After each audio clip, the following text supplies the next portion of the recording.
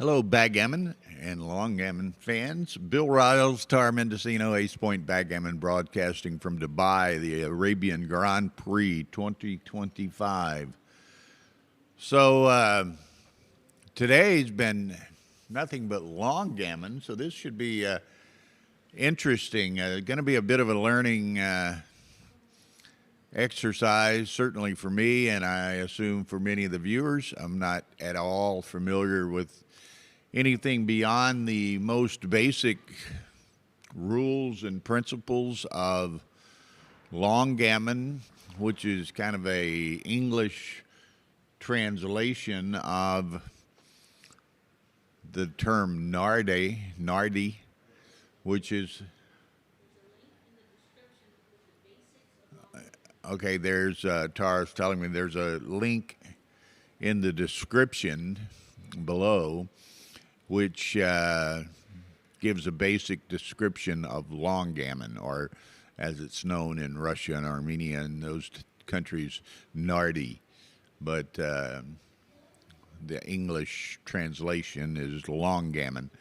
So it's a variation game of backgammon. It's apparently wildly popular in Russia and Armenia and some of those countries.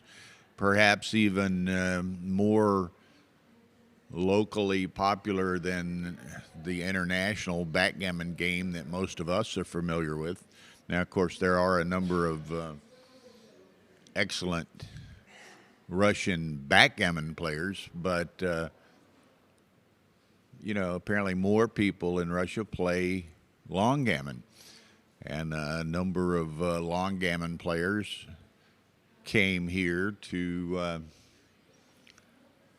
play a large tournament of long gammon and to experience this Arabian Grand Prix tournament, which is sponsored by and promoted by the International Backgammon Federation. So this is going to be interesting. Now, in both of these matches that we're going to be streaming, and they're both on IBF YouTube channels, but on stream one, which is the one I'll be watching and doing a bit of commentary, we're going to have the top backgammon player in the world, Masayuki Mochizuki, also known as Mochi, playing a gentleman from Armenia, Rasmik Grigorian, supposedly or reportedly a very, very good long gammon player. So we'll have the best backgammon player in the world playing long gammon against a very accomplished long gammon player. So, and Mr. Grigorian is from Armenia. So this should be fairly interesting. On channel stream 2, again, also on the IBF YouTube channel, we'll have Raj Jansari from the UK. Again, a very well-known and accomplished backgammon player, but he's playing some long gammon here in Dubai in this tournament, and he'll be playing Sergei Petakov of Russia. Again, apparently a well-known and accomplished long gammon player from Russia. So, and each of these two matches, this will be in round 3 of the tournament. All of these 4 players are all undefeated. They're 2-0 after 2 rounds. So I'm kind of looking forward to this. I've, again, as people join us, there's a description or a link to a description or a link in the descriptions below the stream here to a link that gives the basic rules of long gammon, so you might refer to that to kind of get some basis for understanding the game. Now you start with like to use backgammon notation terminology, I guess. If I'm playing the game, then all 15 of my checkers began on what would be in backgammon my 24 point, And likewise, the my opponent's 15. No, this is not quite right. My checkers start on the what would be my 24 point. My opponent's checkers would start on what in backgammon would be his 13 point. So they're diametrically opposed corners, and then we both play counterclockwise from that original position. So it's really kind of neat. You play the checkers based on the dice rolls as you do in backgammon. As in backgammon, you play each die. You play doublets twice or four times the doublet number. So and in blocks, there's no hitting. That's probably, perhaps, in certain regards, the most significant difference is no hitting. A person, you can't land on another, or even, you can't land on another pip that has one or more checkers on it. It's not blocked by two or anything. Even one blocks a point. So this is going to be quite interesting to me. I've not even taken the opportunity while I've been here to even sit down and maybe try to play a game of this or so. But kind of looking forward to it. And, we'll see the transition or crossover player like Mochi playing this basically Russian variation of the game. And again, within Russia, apparently a wildly popular variation that's been played for an extended period of time. And I think, and I use the term variation, it's a variation from our perspective of a variation from the international backgammon game that many of us are familiar with. I think from the Russian perspective, it's not necessarily a variation. It's the game. So apparently it's played much more widely than the traditional international backgammon game. So I'm kind of looking forward to this. This is going to be entertaining. We'll see how it goes. I've talked to various individuals, and I've heard that it regarded as a difficult and complicated game. I've heard others say that it's a simpler game. I think it can be played with pace, but it's also, in its totality, perhaps a slower game. So we shall see. Thank you, G Arnold, I guess it is. Thank you for joining us. So it's going to be a little bit of a learning session for all of us, perhaps. Long gammon. So we shall see. Now, it's interesting that both Mochi and Raj, who are very well-known backgammon players, are playing in the long gammon tournament, and they're both won both of their first two matches, so they're both 2-0, playing opponents who are also 2-0. So we'll see who advances and who doesn't. Now, this is a Swiss format tournament, 3 lives. I think there were 59 participants in the long gammon tournament. So we shall see. Now, again, tomorrow, I think in the morning tomorrow there are a couple more rounds of long gammon, and in the afternoon and evening there's 3 rounds of the resumption of the backgammon tournament. So I think rounds 5, 6, and 7. And then of course there's ongoing collection of various side events, blitzes and speed gammon and things of that nature going on concurrently. So today has been a little bit of a slower day, certainly than yesterday, where 154 players started the backgammon tournament. Today, 59 players playing long gammon, and there were some side events going on as well, but the room was not nearly as packed and congested with people as it was yesterday, and as it will be seemingly tomorrow. So this is fun. There's okay, one of our transcribers.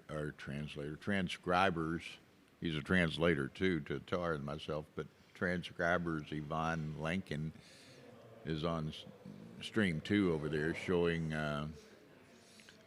the use of this particular tap and set clock to the Russian gentleman Sergei Petkov. Now again, apparently, the game, it's a 7-point match, and the game is scored in the same fashion as regular backgammon. So there are, I don't know that they call them gammons and backgammons, but those principles apply from a scoring perspective. And what else can I think of? Have those 15, your 15 starting checkers are on those diametrically opposite corners. You're both going counterclockwise. The stack of 15 checkers initially, that's called the head. And you can't move but one, on a given roll, you can't move but one checker from the head at a time, except on the first roll. And certain doubles, 3s, 5s, and 6s, I believe, you have to play at least 2 of the 4 numbers from the head. You can't prime, not a 6 prime of your opponent, and there's no hitting. So, again, I'm kind of intrigued and excited and interested in watching this played, and we shall see. Again, waiting on Mochi and his opponent. It looks like Raj Jansari and Sergei Petkov, who are going to be on stream 2, are both at the table. They've not started the match yet, but 7-point match, a 14-minute time bank, and a 10-second delay, so it's much the same as traditional backgammon in those regards. But anyway, they're having a little bit of a. This one guy is really focused on that clock and how it works. It's really of little difference than any other clocks. Just the pause button is on the underside of the top surface, such it provides a resting spot for the cube in the center of the board on top of the clock.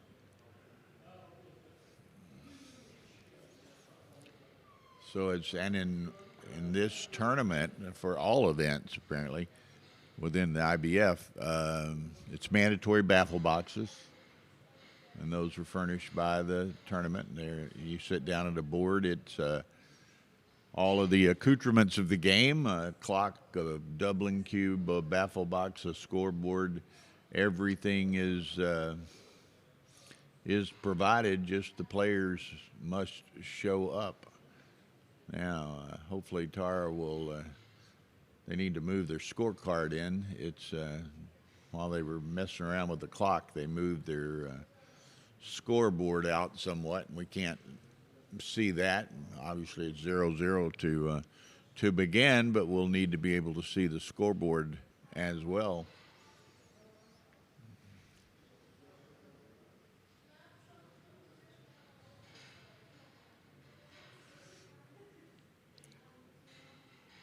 So over on, pardon me, stream one, and of course it's 4:32 now. Officially, the round was supposed to start at 4:30, so hopefully Mochi and Rasmik will assemble at their table here shortly and begin their match.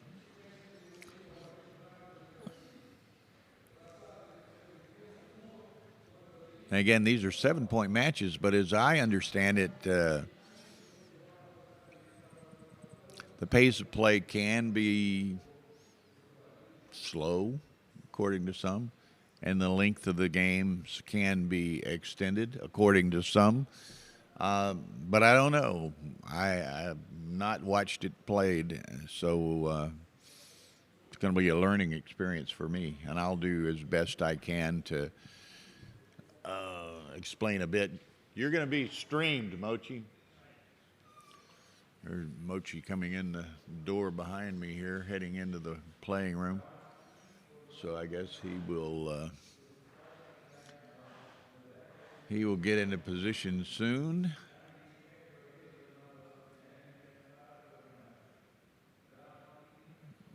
Okay. So they are Raj and Sergey have begun.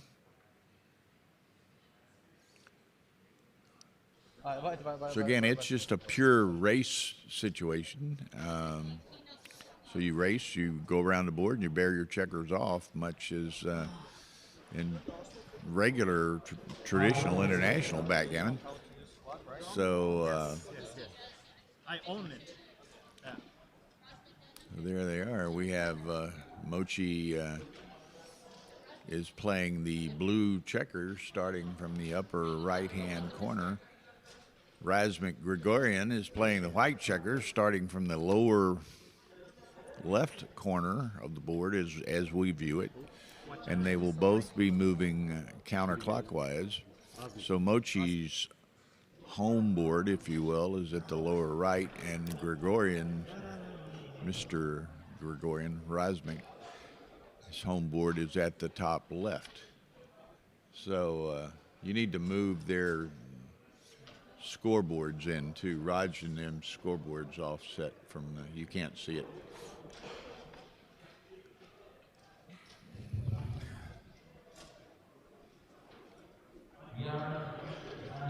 Yeah, when they were messing around with the clock, they moved it. Okay, so here, and you can see them filling out the scorecard and adding their names and so forth. It's a very formal procedure with regard to the scorecards. At the end of the match, and this is true of any of the styles, any of the tournament, backgammon, long gammon, whatever. Both players have to sign the scorecard at the end of the match, and the arbiter has to sign it when it's provided, given to the arbiter, and then the arbiter turns it into the director. And here they go. Mochi rolls a 5. Mr. Rasmik rolls a 4, so Mochi runs. Again, a 5 for Rasmik. He can only move one checker from the head with each roll, except for rolling doubles. Now, Mochi 4-1, 4-2.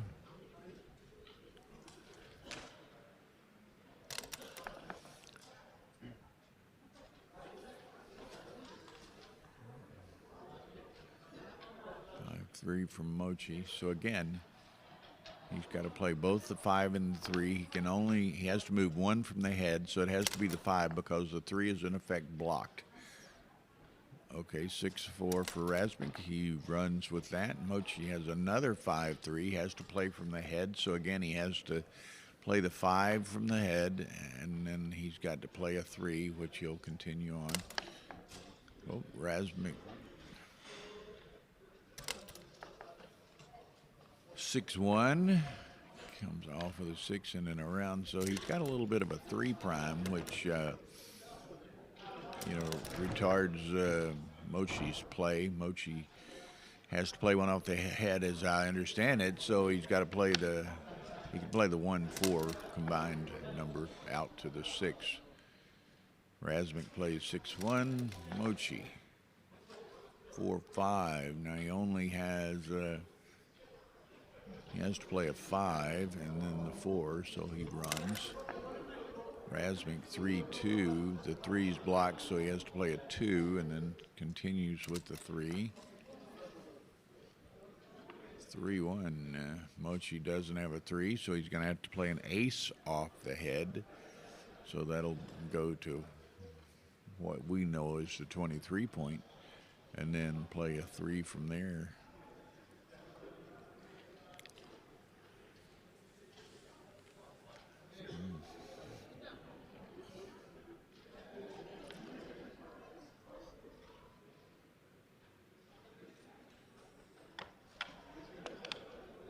Okay. Rasmik 5-3. Oh wait, now I'm a little confused because he didn't play 1 from the head. He just played the 5-3.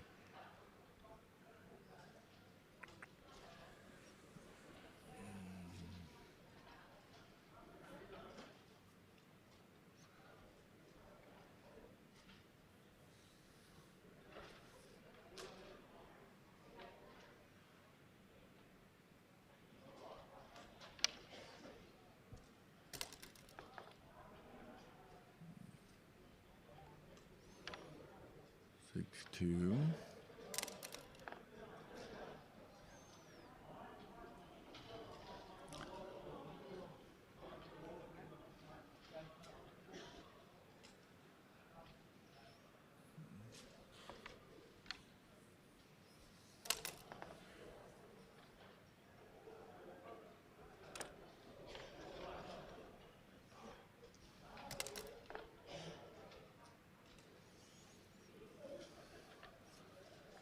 One, two.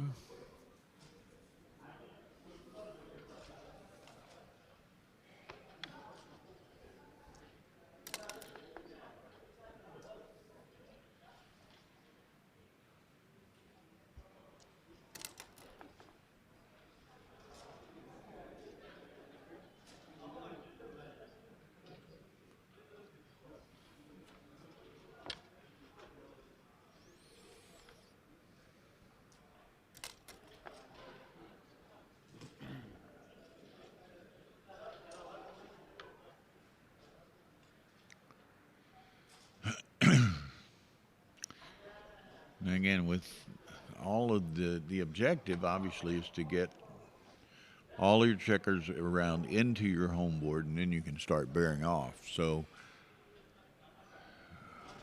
at the moment, Mochi has 4 points within Rasmik's home board blocked by having a checker on them. So I presume that restrains a bit Rasmik getting checkers into his home board.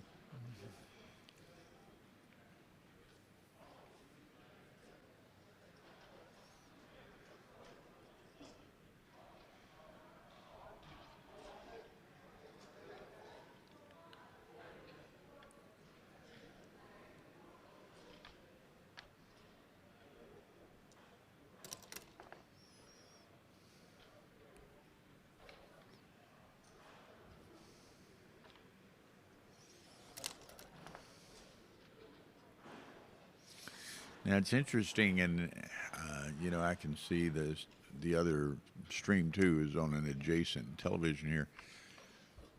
You know, it seems as though, and again, it's part of the blocking structure, if we will, that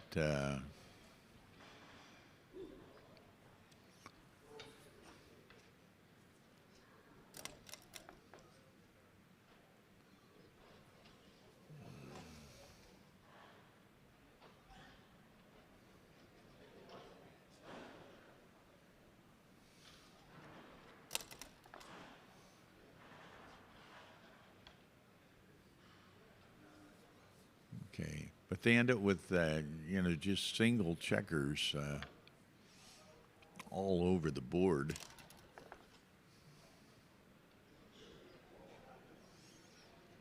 Which you know, if even with a single checker on a on a pip, the other your opponent cannot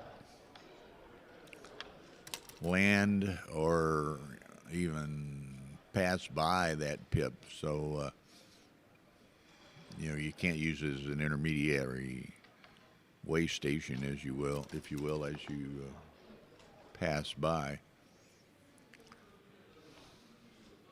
So again, I'm just trying to understand a bit of what's going on here and have begin to develop some appreciation for the game. And it's just incredibly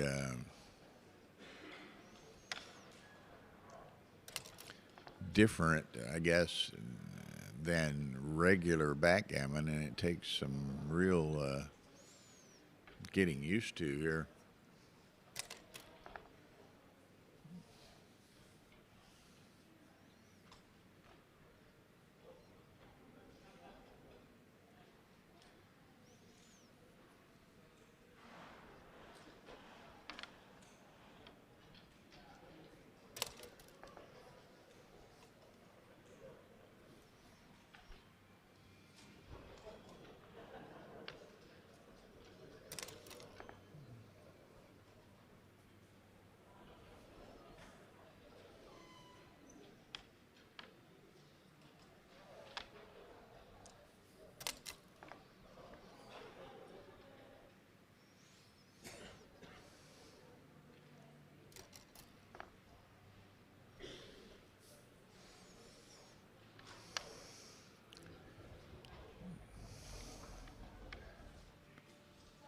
Again, it's interesting to me in observing this. It seems as though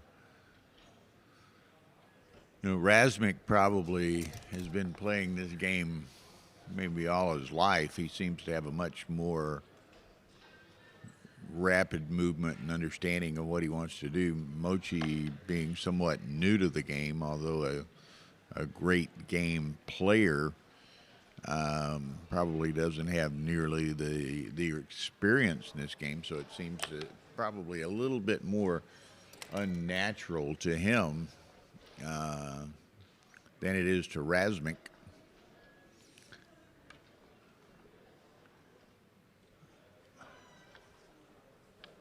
Again, it's interesting. I guess you, and we see it with both of them. Of course, Mochi's home board is in the lower right. Rasmik's is in the top left. Mochi has 4 points blocked in Rasmik's home board, and Rasmik has 4 points blocked in Mochi's home board. So apparently some of the strategy here might be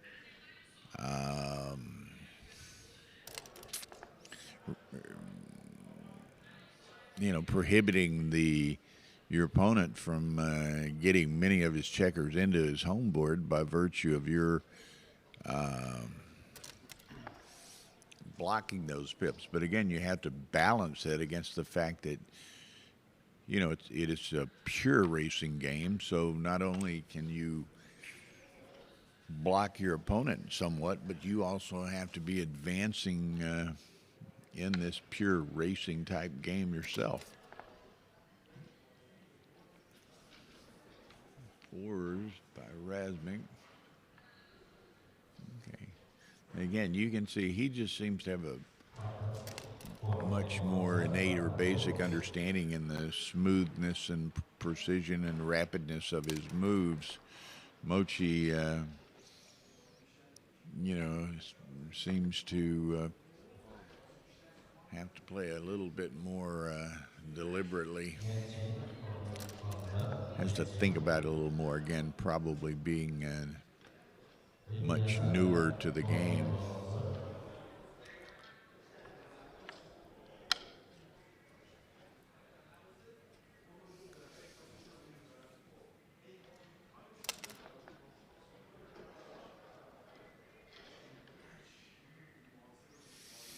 It's really odd, too, in that they're both playing, again, this is counterintuitive to what we're used to. They're both playing counterclockwise.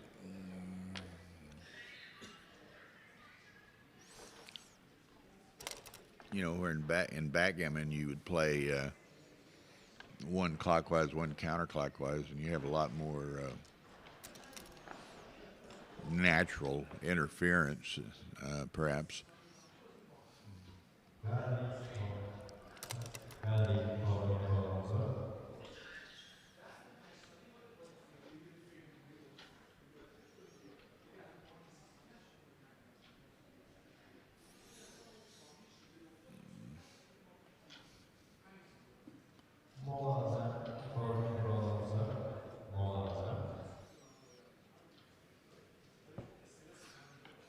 Wow. Now,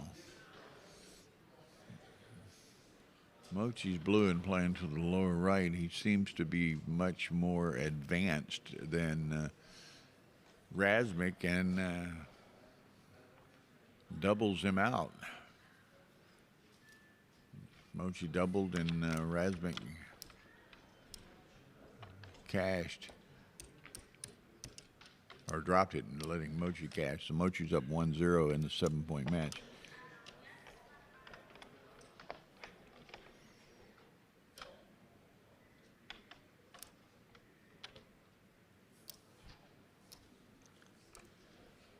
This is it's called long gammon, Carl, or nardi in Russia. Apparently a very, very popular game in Russia.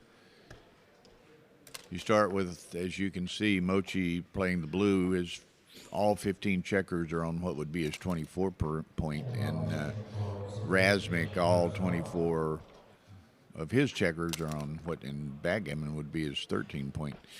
But they're both playing counterclockwise, so they're going in the same direction. And again, Mochi's home board's to the lower right, Rasmik's is to the top left. They want to get all their checkers to their home board and then start bearing off. So it's kind of a pure racing game. But that stack of 15 checkers on the diametrically opposite corners, as I understand the rules, and is a link in the description underneath this stream here to some basic rules of long gammon. But with each roll, you have to take at least one checker off of what's called the head, which is that original big stack. And there's no hitting, but you can't land on or hit and move on past a pip with is 1 point on it, or one checker on it. One checker or more is a pip is blocked. So it's just totally unique and foreign to me, no pun intended. But I'm gonna go upstairs and come right back. okay. Hey Tara, bring me a couple more potty pads, will you?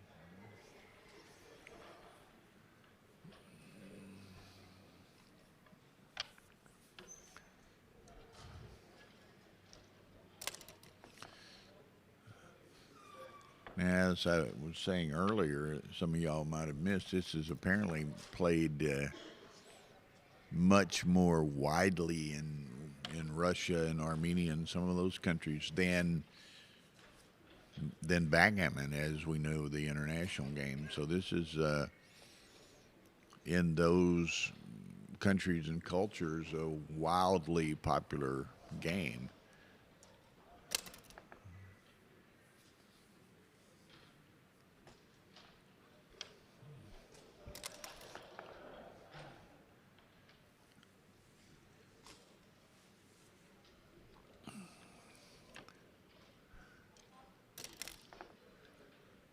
it's interesting with Rasmik with 5 points in in effect, Mochi's outfield, I guess you would say, really precludes Mochi advancing easily to toward his home board there, because so many of those points in his outfield are blocked. Again, one or more checkers blocks a given pip.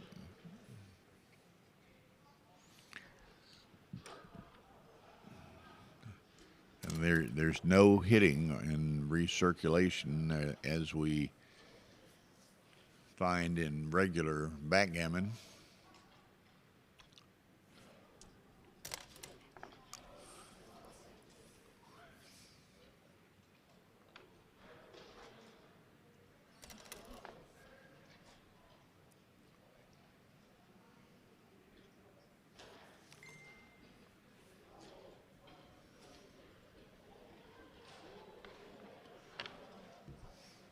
No, today's a long gammon only on streams. Backgammon tomorrow, they'll be in local times.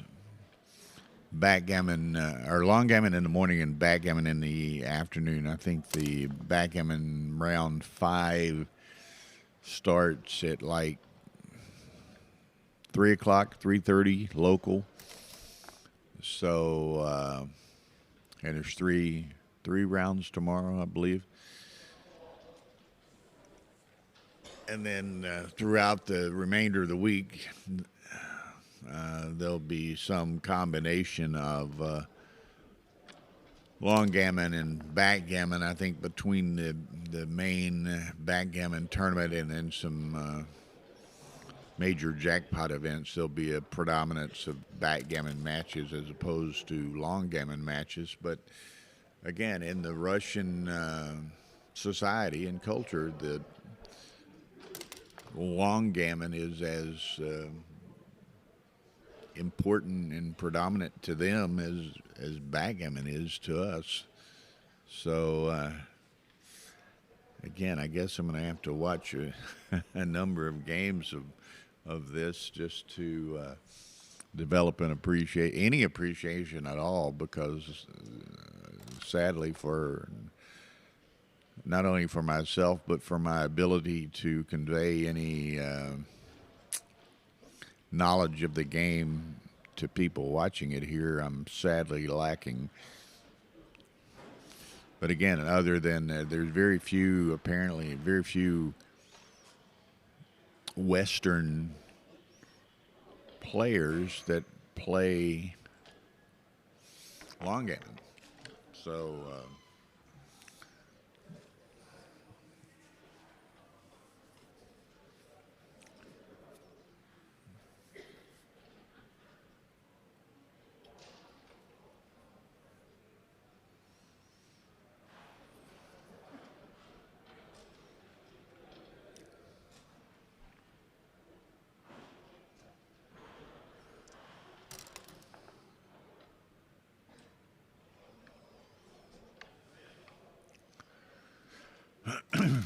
but again, we can see with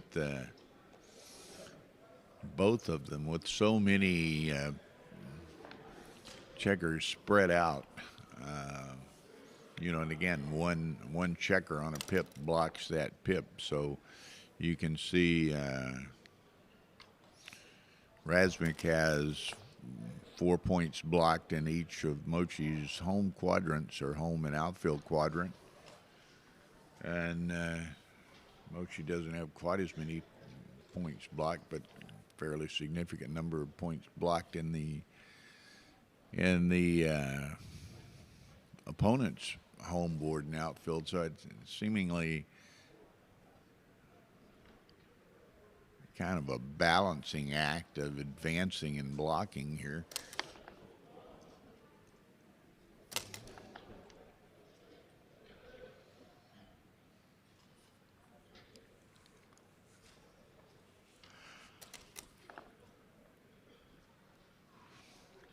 Again, this is played with the same time settings as backgammon, but and it's interesting, and I've mentioned it a couple of times. You can see Mochi's used considerably more time than Rasmik has to this point, and it just seems again that Rasmik's probably just much more experienced in the game and comfortable with the play than Mochi perhaps is, and you know, and that translates into advantageous play.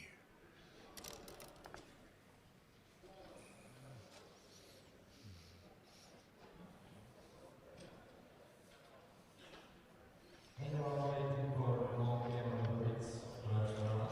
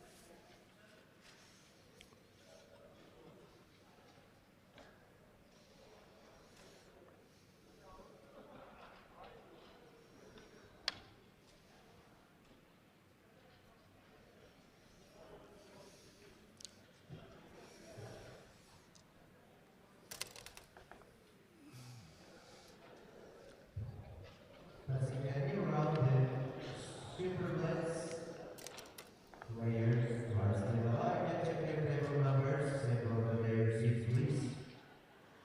Official starting time in 1 minute.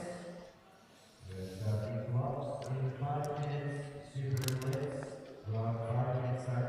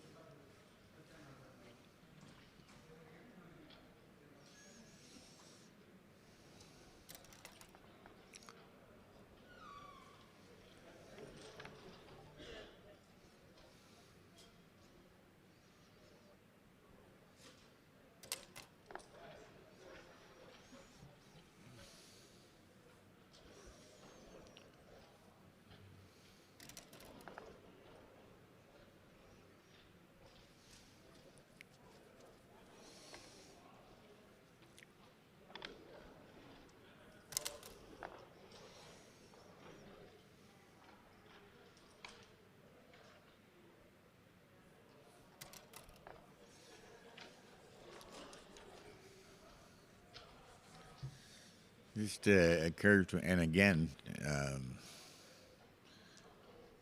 seems to be a game you would have to play a considerable amount to have a, you know, an appreciation for the best strategy that you can employ.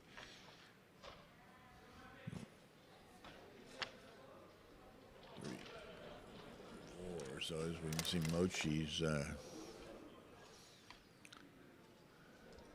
What's he got? 8 checkers in his home board, whereas Rasmik has 10, all on the 3-point or 4-point actually.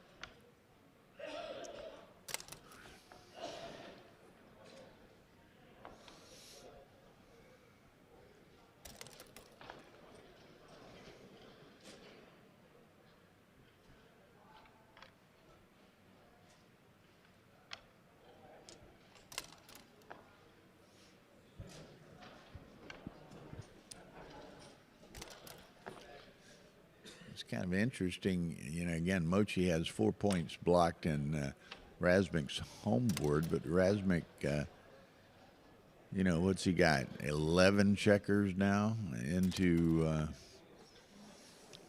his home board with, or 12 checkers into his home board with 11 of them on the 4 point.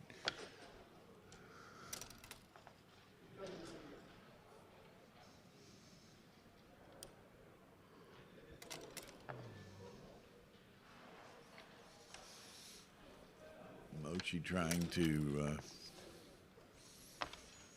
restrain as long as he can, keeping Rasmik from getting all his checkers into his home board, but in doing so, it seems as though, you know, Mochi is even further from getting points into his own home board.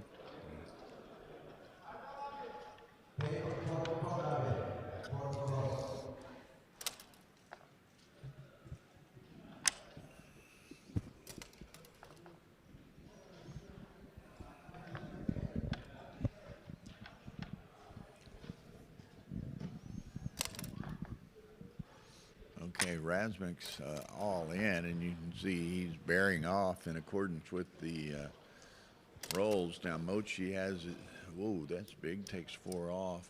Mochi has his 1s, 2s, and 3s blocked, which there's some advantage to that. Perhaps here I would think maybe Mochi's going to play to the 6, keeps 2 pips, 2 points blocked, and brings 1 checker into his, all the way around into his home board.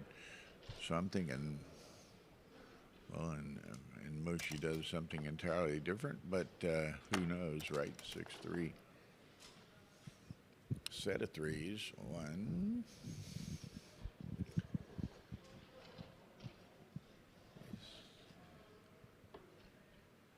Okay, so that blocks any 3s that his opponent may roll. Now Mochi is 7. Just gets it ready, gets it in. I presume you ultimately have to get it in anyway, and there's no hitting.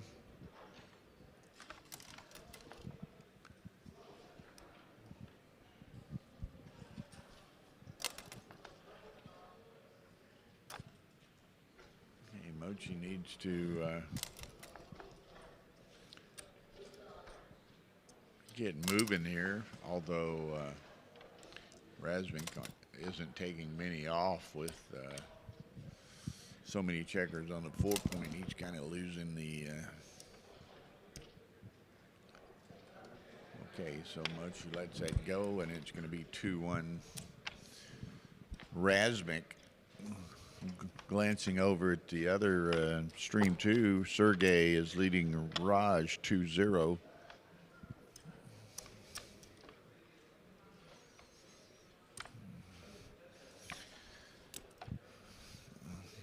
Okay, so here we go. Again, you can only take 1 checker from the head on the roll.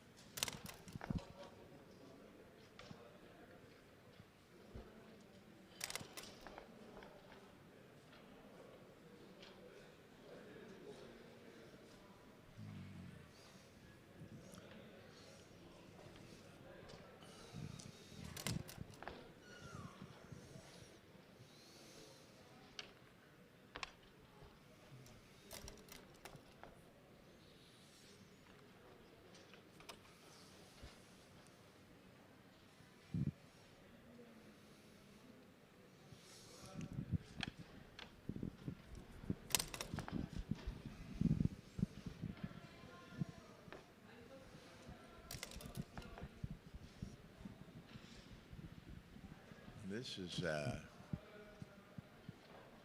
really intriguing, I must admit. I've yet to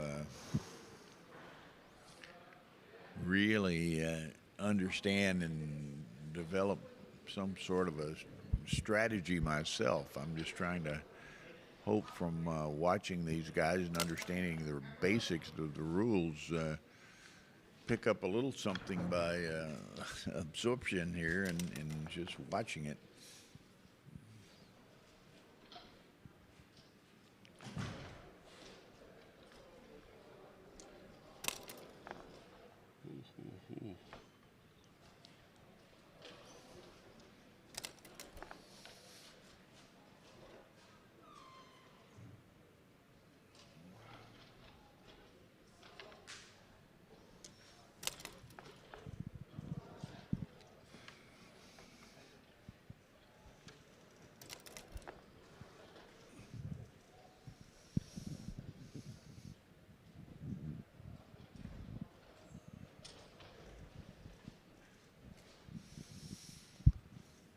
Set of fours. Let's see.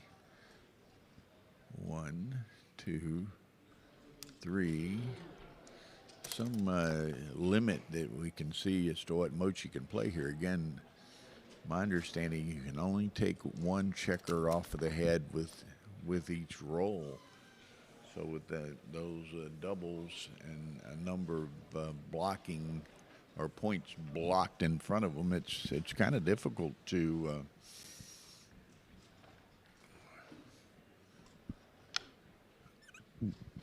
make a move sometimes, and that seems to be part of the strategy, is to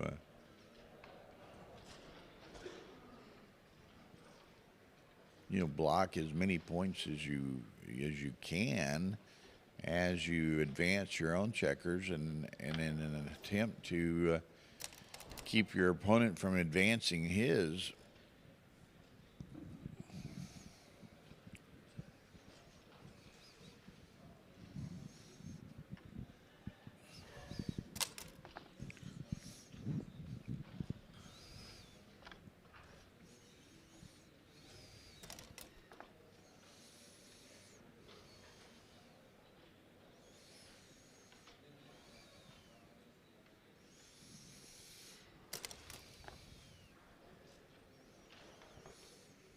And it seems to be in each case, Mochi has, playing blue, seems to,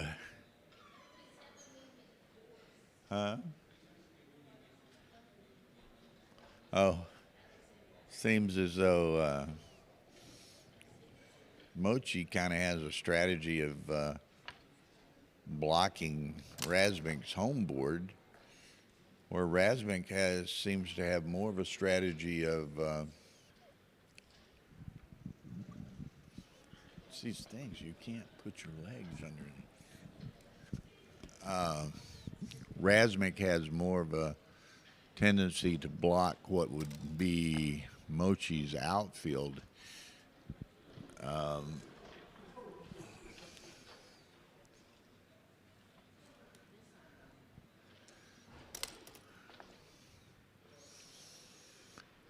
Set of sixes. Now let's see what Rasmik can do with that. There's the one off the head, another, two more. It's a real subtle combination of blocking and advancing here. And again, like I say, it seems to me, and it's not surprising really, that Rasmik seems to be, and probably having played the game much longer than Mochi has, Rasmik seems to play with a little more confidence and comfort than Mochi does. Mochi's, again, relatively new to the game, although he's easily the best backgammon player in the world. He's new to the long gammon game and seems to struggle with his decisions a bit more than Rasmik does, and we can see that Mochi's used considerably more time than Rasmik has, and I think that's illustration of the points that I make.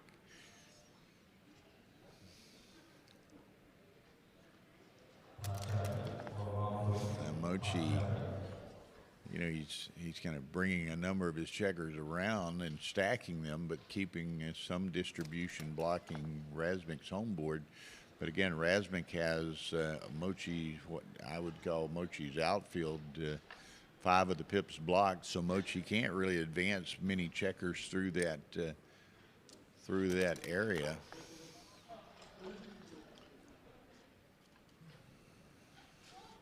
But Mochi similarly has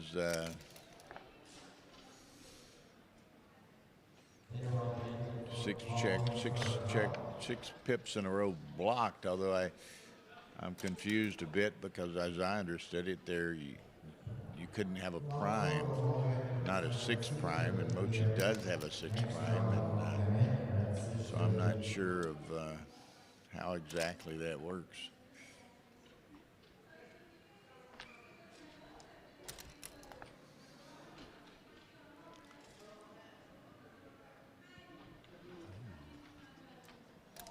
But, you know, actually, as we look, Rasmik has a 6 prime as well. So I think this is the type of game, obviously, watching it, you pick up a few things. But I think it's one of those that you certainly just have to sit down and play it a bit to see. And Mochi's outfield is just totally blocked in effect. So he's having to stack so many checkers over there. But it seems as though you've just got to sit down and play this game somewhat to develop any appreciation for it at all.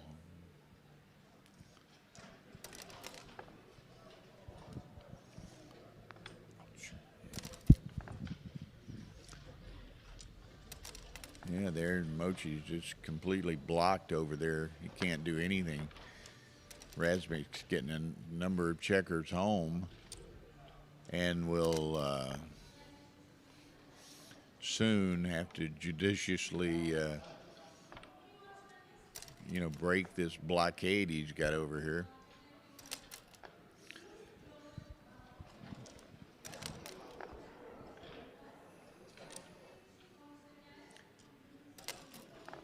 Okay, so now he seems to have quite a significant racing edge, if we will, where Mochi's kind of stalled back here with 13 checkers on what is his 14 point.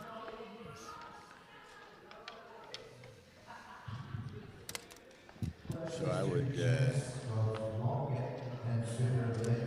from my kind of ignorant perspective here, it seems as though Rasmik is well ahead in this situation, maybe to the point that you know, he can play on for a gammon rather than cashing this. Mochi has got a lot of work to do to advance those 12 checkers he has on that point.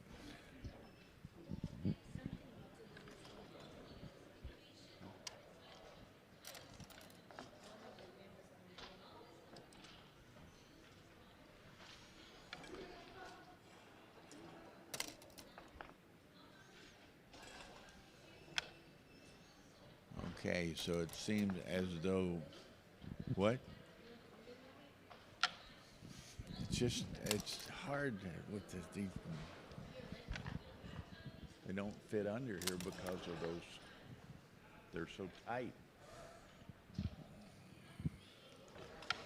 Okay, so Rasmik's kind of made a jailbreak here, taking his checkers around. So I think seemingly he's in a pretty good position here to play on for a gammon, and Mochi's trying to get his checkers around and into his home board to avoid being gammoned.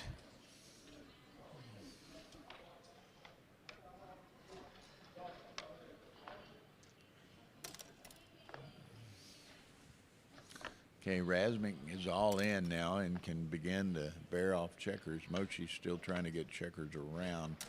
And it appears to me he shouldn't have much difficulty, if at all, beating this Gammon, although I guess strange things can happen.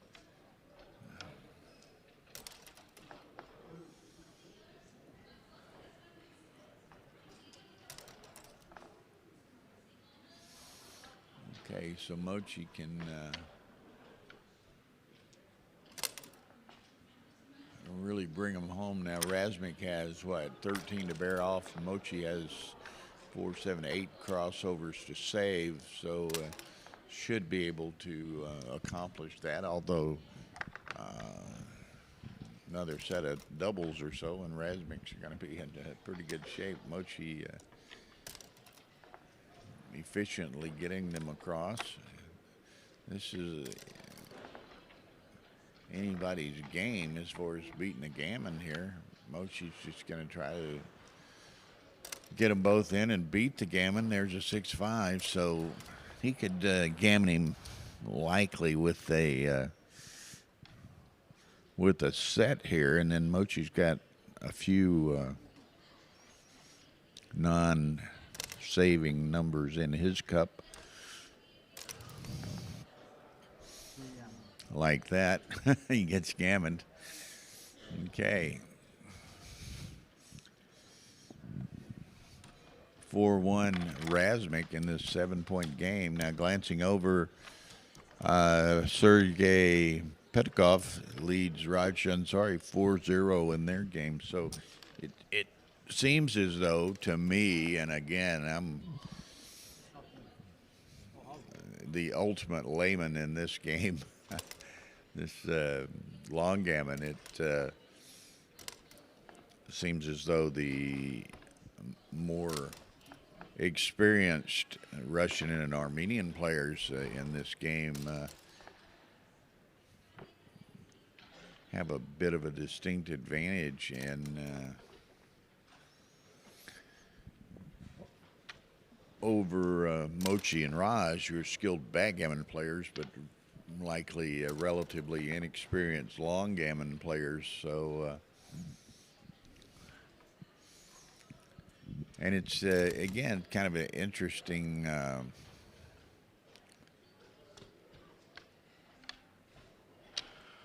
was I going to phrase?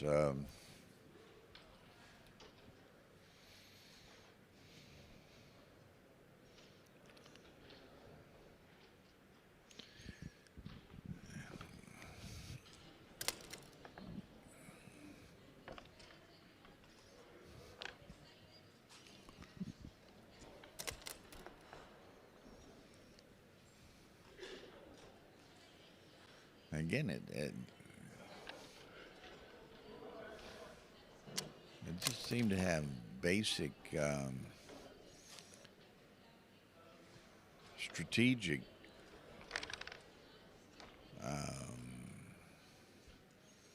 philosophies here. It seems as though each game Rasmik is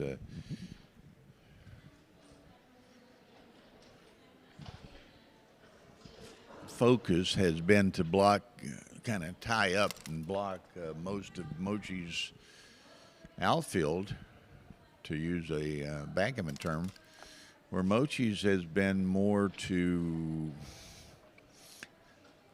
not necessarily do that,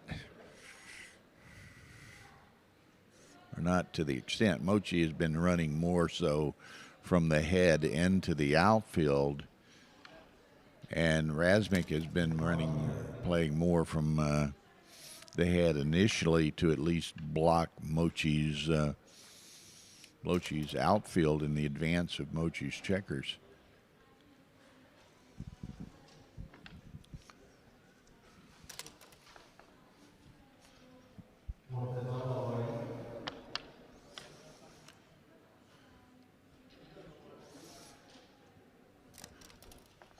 So it's kind of like almost that, how shall we say, a walking blockade that Rasmik employs to advance his own checkers and retard the advancement of Mochi's checkers.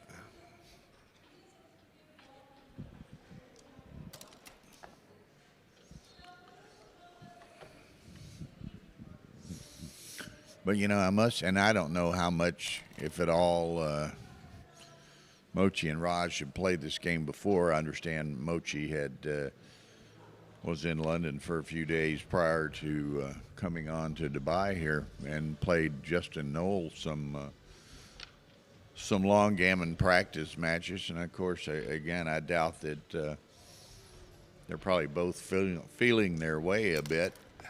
So I don't know how valuable it is to play Justin as an example, someone who probably has little, if any, long gammon experience. So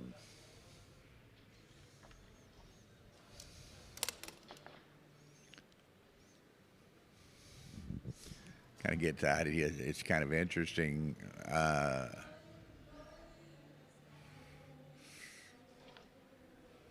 Mochi probably has the feel playing an experienced long gammon player like Rasmik. Mochi probably feels like in this match like many backgammon players feel playing Mochi backgammon. You know, even the somewhat experienced backgammon players are not nearly as accomplished and skillful as Mochi is, so he has a distinct advantage. And I think I tend to note this in this match, Rasmik having just a better conceptual understanding of the game and the strategy of the game in comparison to Mochi. And so that's kind of an interesting take, I think, that again, to an extent, the shoe's on the other foot for Mochi playing long gammon.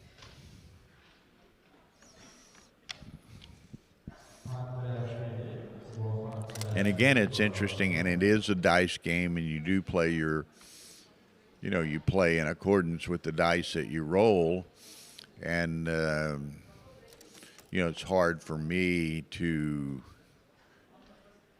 quickly appreciate, who's getting the better rolls in comparison to the other, and perhaps Rasmik is just rolling him off the table. It's hard for me to gauge that.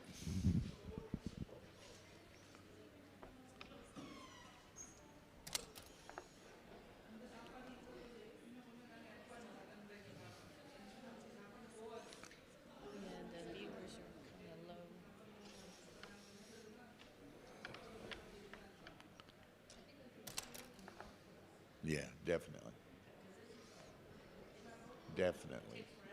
Definitely.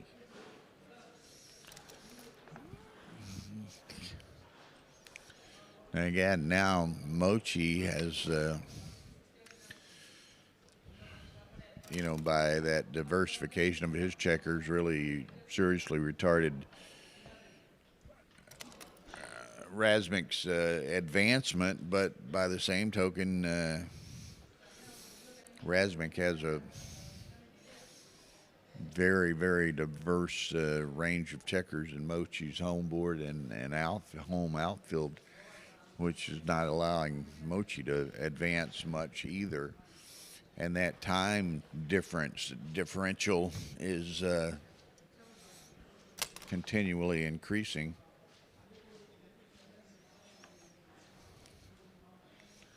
So we can see Mochi's down to 3 minutes and 46 seconds, where Rasmik still has an excess of 12 minutes.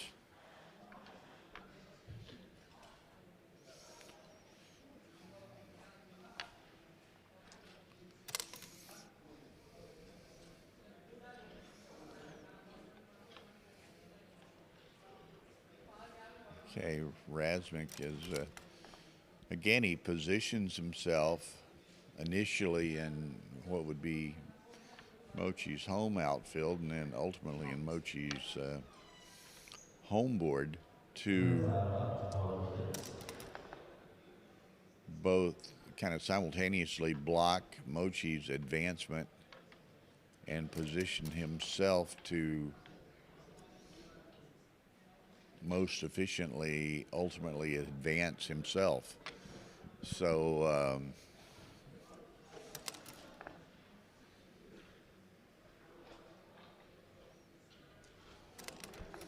we can see how Rasmik in Mochi's home board here is maintaining as long as he can that you know, 5 points blocking Mochi, but then Mochi's, you know, with those 4 blots over there, or I call them blots, but they're not really blots in this game, 4 blockers, and Rasmik's home board has kind of kept Rasmik from advancing many things. Now, a set of 6s certainly changes that.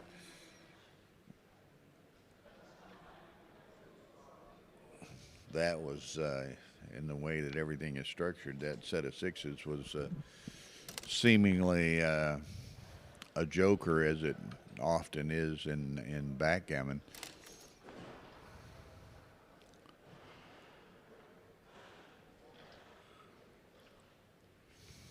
Again, Mochi is got Rasmik really stymied.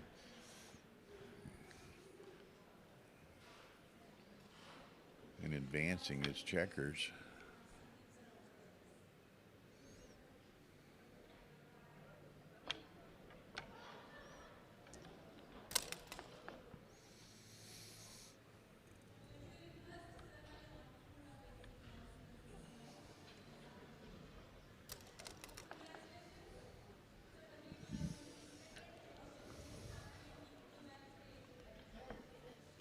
Again, he can move his spares, if you will.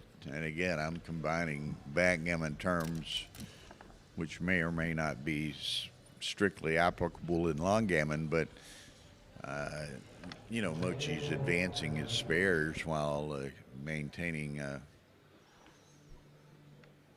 as much blocking structure as he can in Rasmik's home board.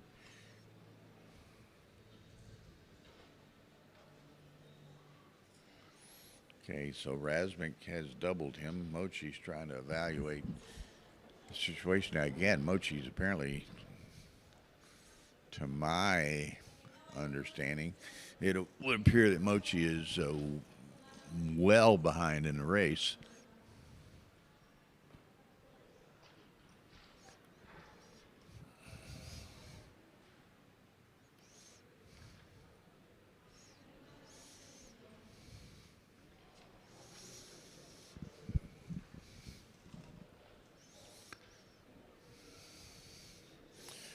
I mean, I don't know the game, but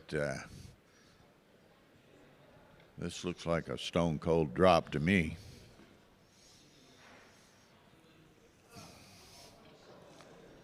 Rain, maybe he can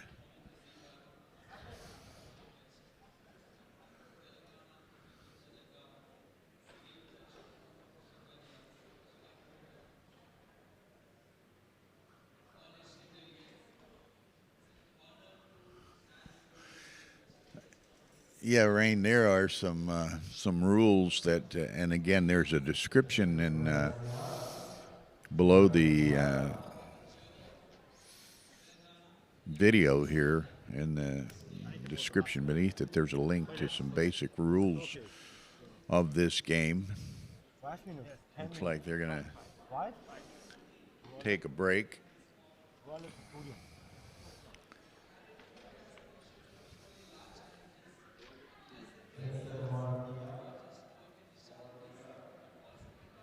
Okay, and Satara throws up the dual screen here. Raj and Sergey playing on, and again you can see how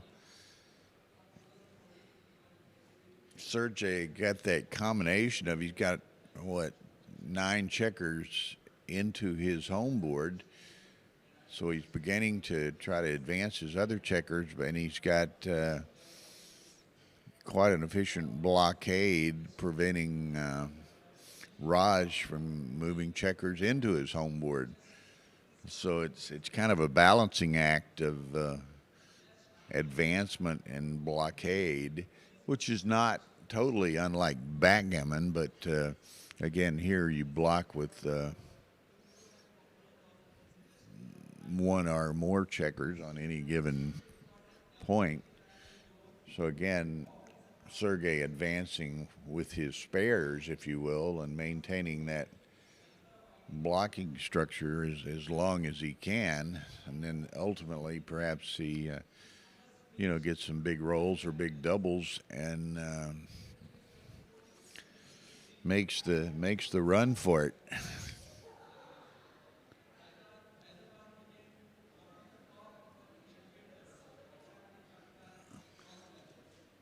Yes, Rain. Again, I know there's a restriction on primes. I'm not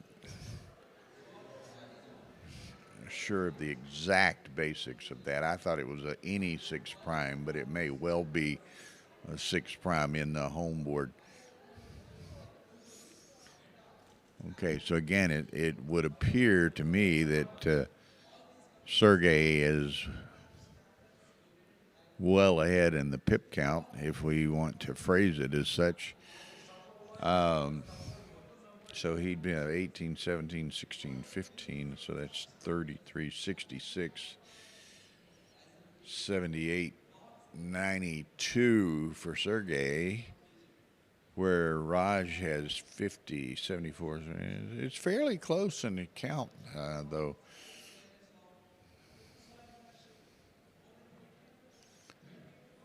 Okay, 6-3, so he can take it on around and maintain blockage of Raj's 3 and 4 points as far as advancing checkers in.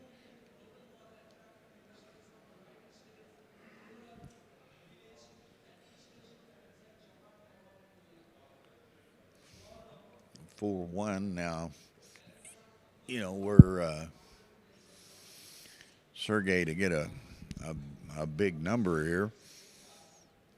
He could run, although Raj has almost got back into the race and into his home board. No hitting, of course.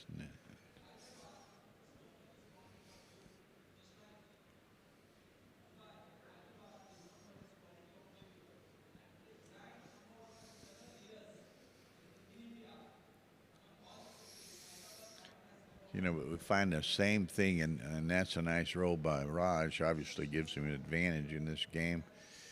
But, again, much like in the Mochi Rasmik match, we see that Raj is has considerably lesser time than Sergey has. So, again, both Mochi and Raj probably not as experienced and comfortable in the game, and can't move quite as confidently and freely and expeditiously as Sergey and Rasmik can. So they end up playing with considerable time advantages.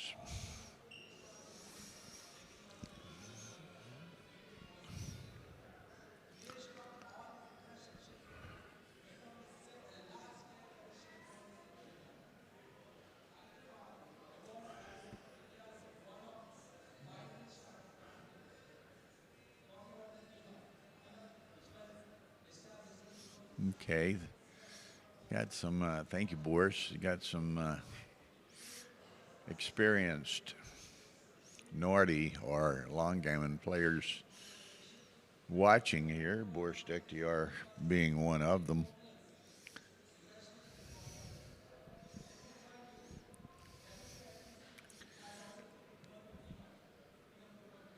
You know, it was funny. I was having a discussion the other day. We were talking about the streaming services and so forth, and Arda and I and gentleman, and I forget his first name. His second name is surname is Artsamov. Apparently a Russian player, and perhaps you know, some officer within the Russian Federation. And you know, we were talking about what we were going to stream and when we were going to stream them, and you know, Arda and I were both kind of the opinion that you know, maybe we don't stream as much of this long gammon, and people aren't going to view it, and so forth. And you know, Artsamov agreed in certain regards, but he also said, you know, to the Russian community, long gammon is as significant and as important as backgammon is. So he didn't want to not give it its due, shall we say.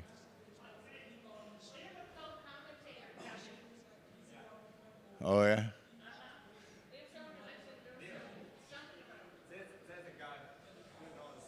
I'm sorry? Maybe Yuri, he played long gammon and he speaks good English. So Sure, maybe sure. he can help you. Absolutely. I know you're struggling. I'm struggling. Absolutely.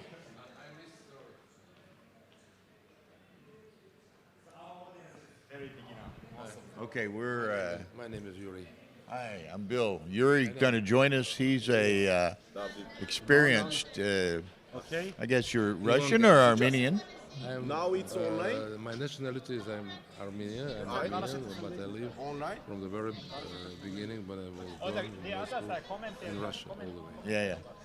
Okay, maybe turn and Yes. if you can and try to speak I'll try. directly into the mic. I'll do it in the same fashion, so you kind of do it like me. Hello to everybody. Yeah. Yeah. So The score is 5-1. Rasmik is leading, right? correct. Mochi starts first. It's a little bit advantage anyway because he has one more active checker in the beginning of the game. This is important, not in race. Now he has 2 checkers on the board, and only after this we have the second checker from Rasmik. Nice roll, 3, 1, 2, 3, and 1 down. Now, with each roll, you have to, as I understand it, you have to take one checker off of the head. Yes, no more than 1. No more than one. There are some Now, do exceptions. you have to take one, or but Yes, you don't have. you don't have to, According but to you position. can't take According more to than the one. position. But in the very beginning, you need active checkers on the board. That's why you will take all the way 1 checker from the head. Now, it seems as though, me watching it, Rasmik has seemed to focus more on blocking a number of points in what would be Mochi's outfield to keep Mochi from being Yes, able that's to the idea. advance That's to the idea in the checkers. beginning. Yeah, yeah. It looks like a blitz and backgammon. Right. If we can blitz and make a gammon, here we are trying to make a blitz under the head or outfield. Both colors are going to do the same in the very beginning. They're attacking and at the same time they make a defense,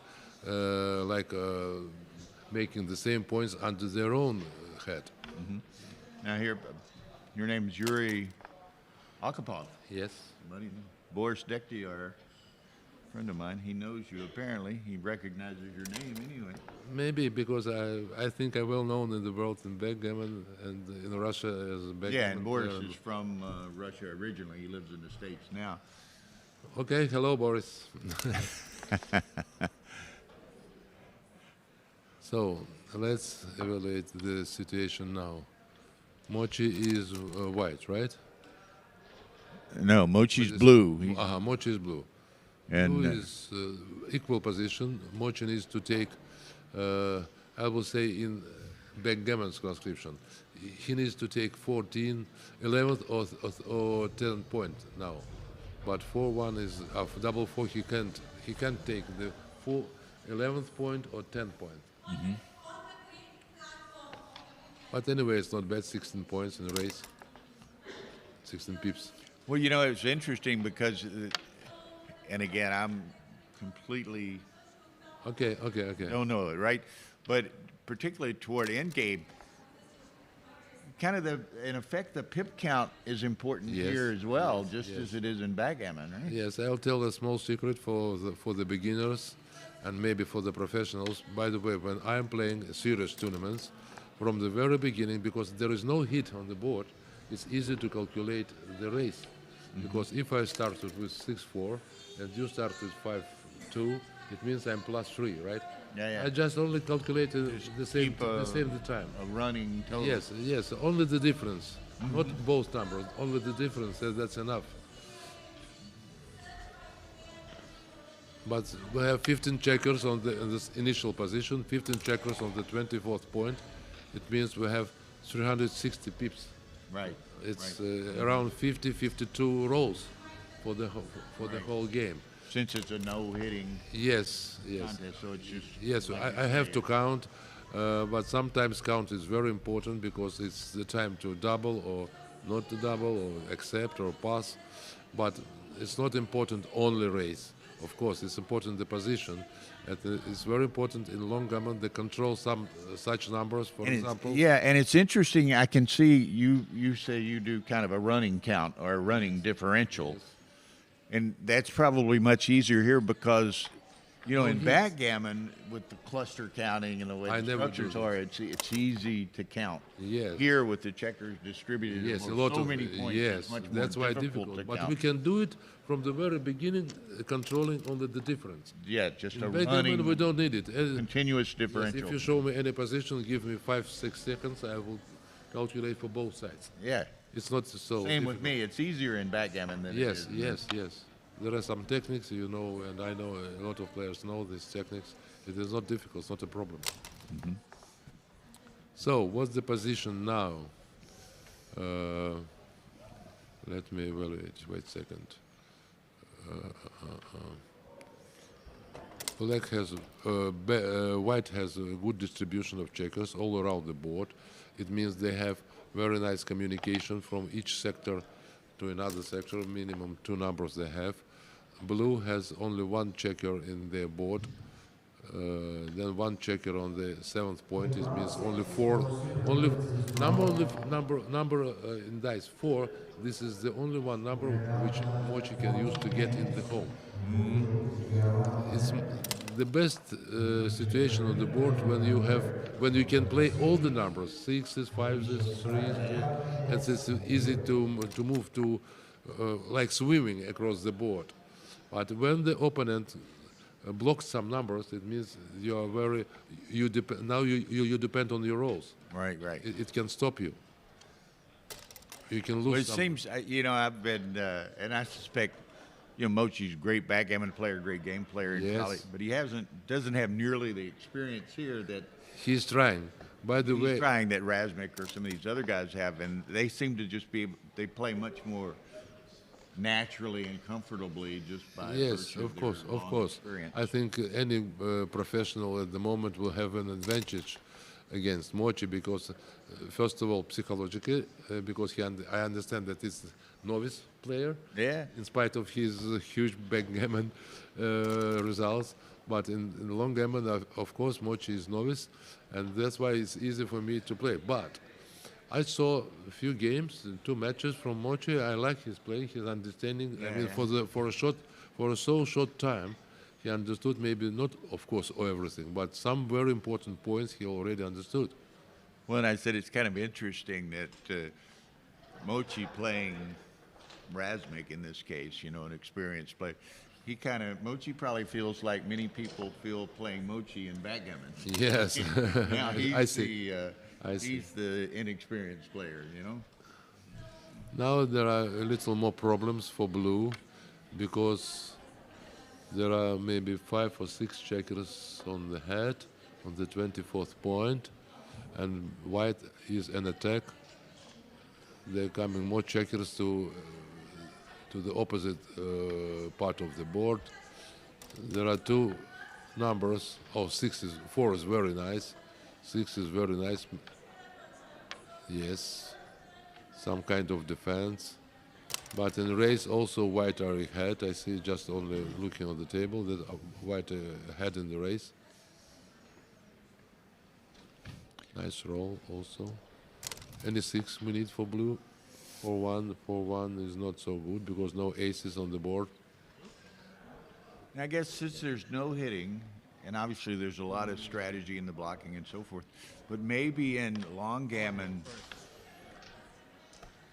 you know, having a advantage in the size of the rolls that you're getting are perhaps more important than in backgammon, since there's no hitting. It's a very interesting question. I think a lot of time about this. Which game, I mean, backgammon or long gammon, is more, how to say this, it depends on rolls. Right.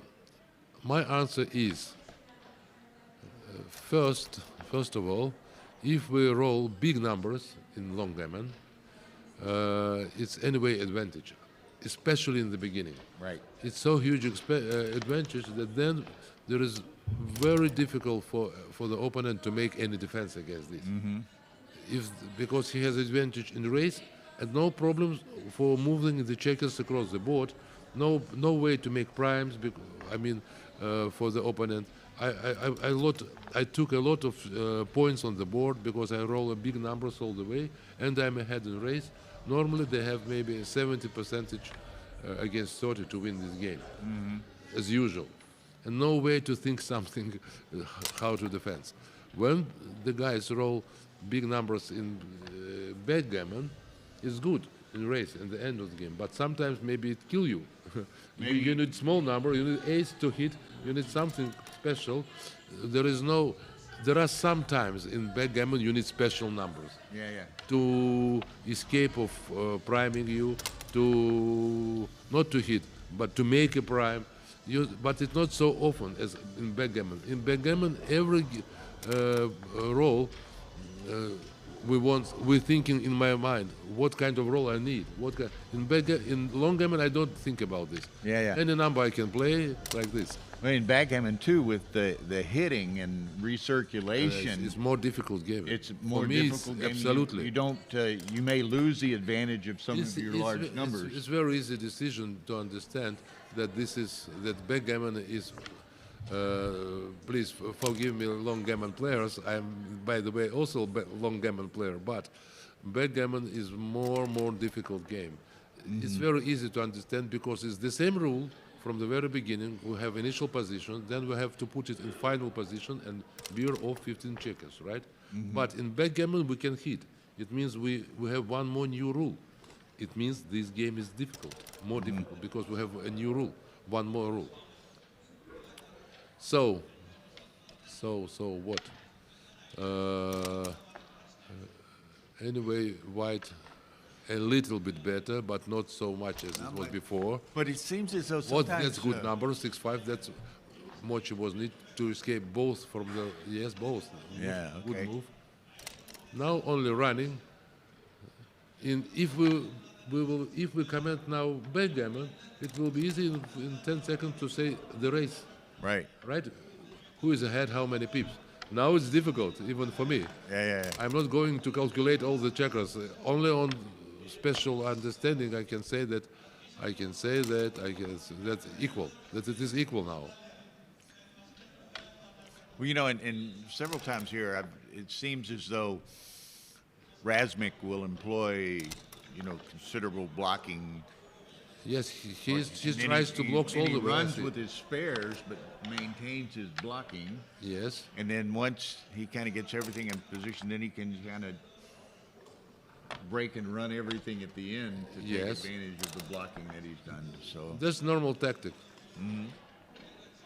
Now it's easy to play any kind of strong. I mean, any player to play this position. It's only running.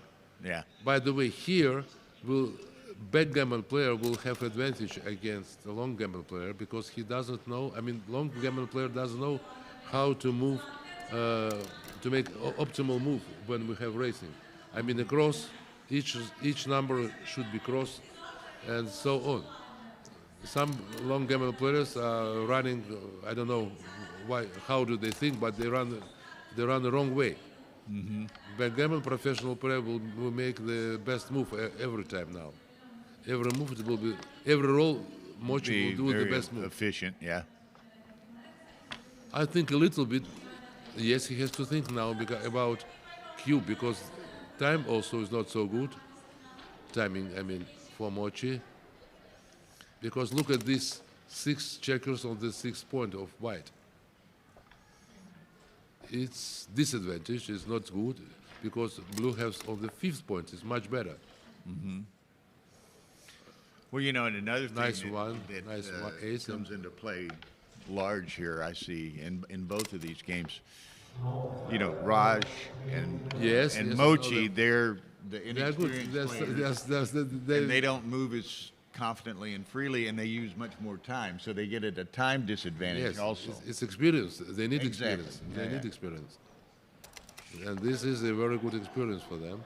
Now it's again good for Mochi. Double ace is not good for the race. By the way, now maybe Mochi doesn't know this. He should take the first. He has 2 checkers, right? Right. He has to start from the 13 point, not from 16, because he has to keep this 16 point blocked as long as possible. This is small mistake, Yeah, because yeah. this is the best point for bearing off the force. Exactly, That's why exactly. he has to. I understand. He has to stay as much as possible. Yeah, and Next that one should play 13-6. so And not disturb the players. You can say, hey, Equal. That I told you a few moves before. Now not equal. He is late with cube. I told him he should cube before. yeah, Too late. It's too late. It's too late, Mochi. now It's too late. It's too too late. late. It's an easy take. I Wow. think. This is mistake for sure. This is a huge mistake for sure. Now we don't need to be the long gammon player. It's enough to see the bows of both sides. Yeah. I think it's a pass. I think it's a pass. very expensive piece of equipment. We plan to purchase on Monday. And then we'll move that street 27 pips for blue and how much? 33, 38, Rasmik needs 45. a large set soon. That's not going to do it.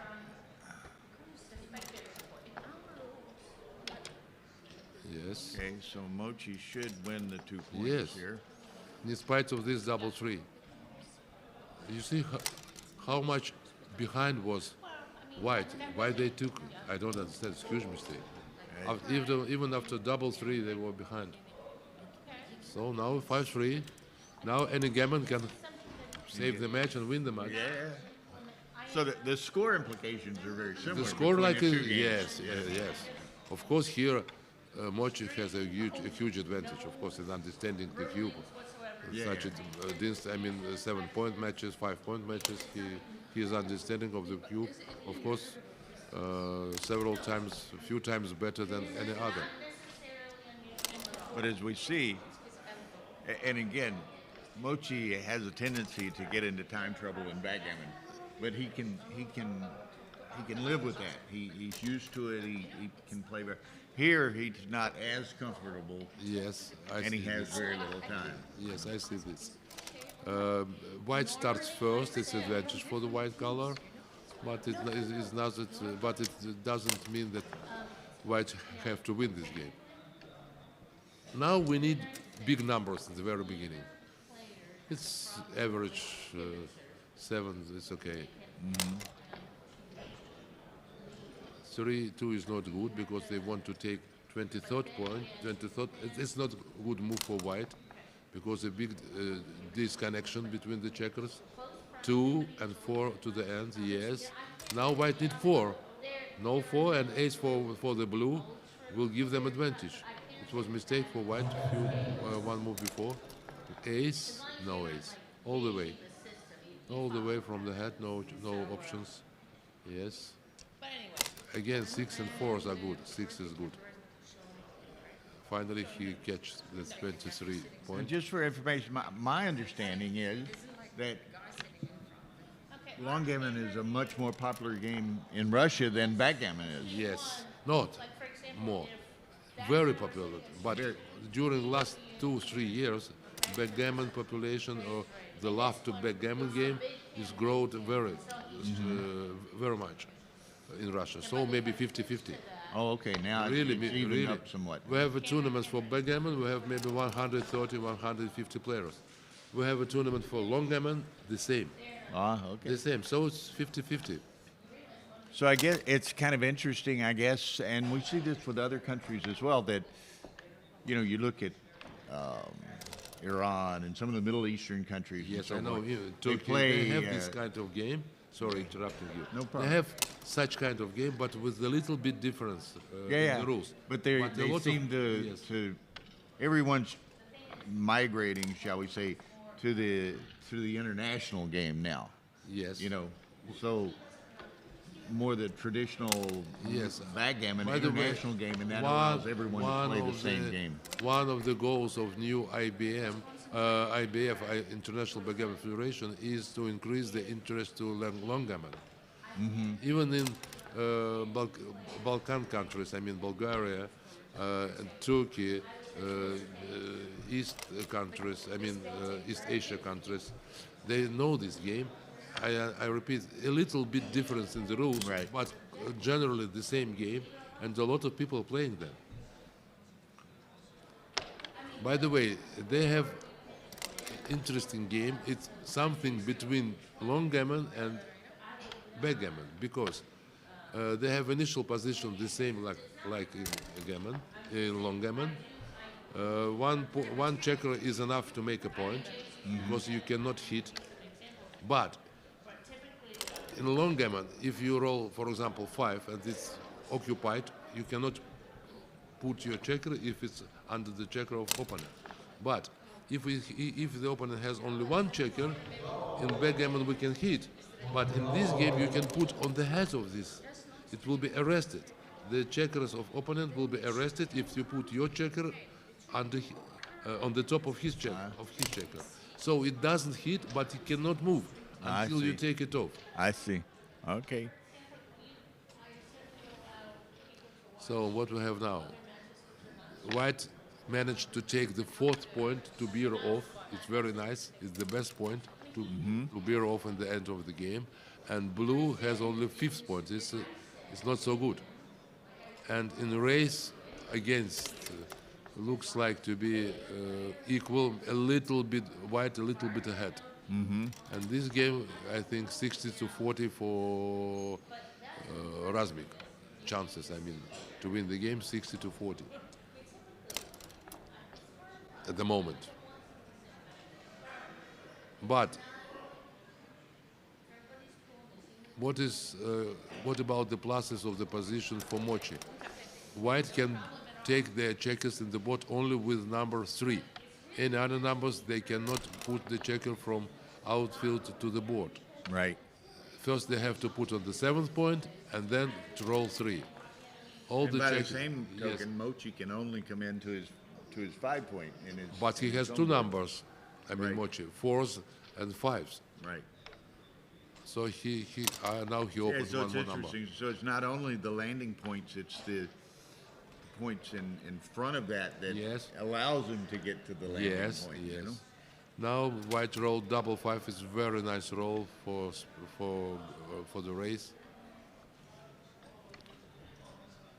I think very soon we'll see the cube. Just now, maybe it's pass, but maybe it may be cube and recube. Yes. Yeah, cube according and to the recube time. at 2-away, 4-away. Yes, is I mean this very situation, of course. dramatic. According to the time also. Now we'll see Right, 4 cube. right. Yes, it's Mochi easy. doesn't have the time Yes, to play. I think it's correct decision to take this cube. And I now, think it might have been, and again, I don't know the game that well, but typically it's at 2-away, 4-away for the leader to send a cube. yes, he's got it's to very be serious gin decision. almost. It It's seemed very like he might have serious made decision. He Yes, might you're have right. made a mistake. You're right. And the shortage of time by Mochi makes it an even bigger mistake because it allows. I can Mochi- tell you the distance until the end of this game is around maybe 160, 170 points. It's a so long distance that Mochi can, for example, roll 2 times double six or something like Yeah. this, he can start roll big numbers and white small numbers. So it's a good chance for Mochi to take this match. Yeah, where if Rasmik hadn't have doubled, Yes. then Mochi Look at got to this. maybe play Look 2 or at this 3 double, games. double six. Yeah, Mochi may have had to play 2 or 3 Yes, games yes. with It's only like 12 Backgammon. seconds, you know? With Yes, only 12 I know, seconds. I know, with 4 seconds. Anyway, it's equal, a little bit white better, but it's not enough. It was not enough to cube this position. Yeah. Well, you know, this is really This is interesting good for white because, double five. This is good number. you know, for we're five. streaming the IBF White. YouTube channel, and they're showing this, but they're also overdubbing it on Yeah. another channel with Russian commentary. So it's serving a really wide audience. You're you know, right. Yes, of course. which is great. You know, it's It's really great. This It's- is it's what it this all is new about is the ideas. This is a exposure. new The new exposure. area, new level of different kinds of backgammon. In Russia we say narde. Yeah. Yes. but it's all about exposure. You know, getting it to more people. Yes. More people Yes. seeing it and appreciating it, and so that game is over. Sergey defeated Raj. After double five from white, a few rolls before, Rasmik has again advantage, but still play. Still, the game is still going on. And it's interesting here. We can see, you know, Mochi has the 1, 2, 3 blocked for Rasmik. Rasmik was 1, 2, 3, 4, now 1, 2, 3. So you kind of how should we say At the moment, complicates their these bear checkers, in and these bear off, checkers you know? are not blocked. They are just waiting to start and to run. The problem for both to run as fast as possible to the board and then bear off. We see 3 checkers out of the board for white and 6 now 4 checkers. So Right. white is better, right? Right. 1 checker Exactly. more for blue and distribution. All checkers on the 4th point and for blue, most of them stands on the 5th point. Oh, double 3 is good. No, from the 2. I explained here. Run from the 14 point. Okay, it doesn't matter. It's good for white. It's very small number to 1. 1 big number. Not this, not big double. Big double, not double. You needed the other side. Of the The other dice. size, yes. Sure. Good number, the 9 points both in. By the way, now I see it was small mistake for white, because if you roll now double 5 or double 6, it doesn't work. Right. He should take from 13. You see, he lost 4 points. He should Yeah, play both exactly. of the outfield. 5-2. Now, anyway, he has to run. No, he has to run. Yeah. Ultimately, you have to run. Right. Yes. I mean, you can only Yes. you can only Now he- you can only blockade so long. Ultimately, you have to run. So Now easy to see that blue needs as minimum 1 big number like double 6 or like for double 5.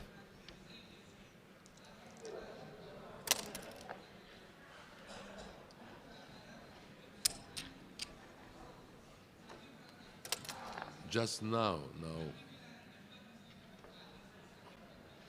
No.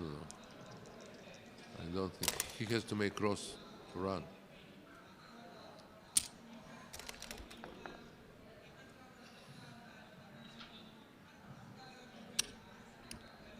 You should take from the 14th, yes, because now no more 3s for white. Right, If you roll right.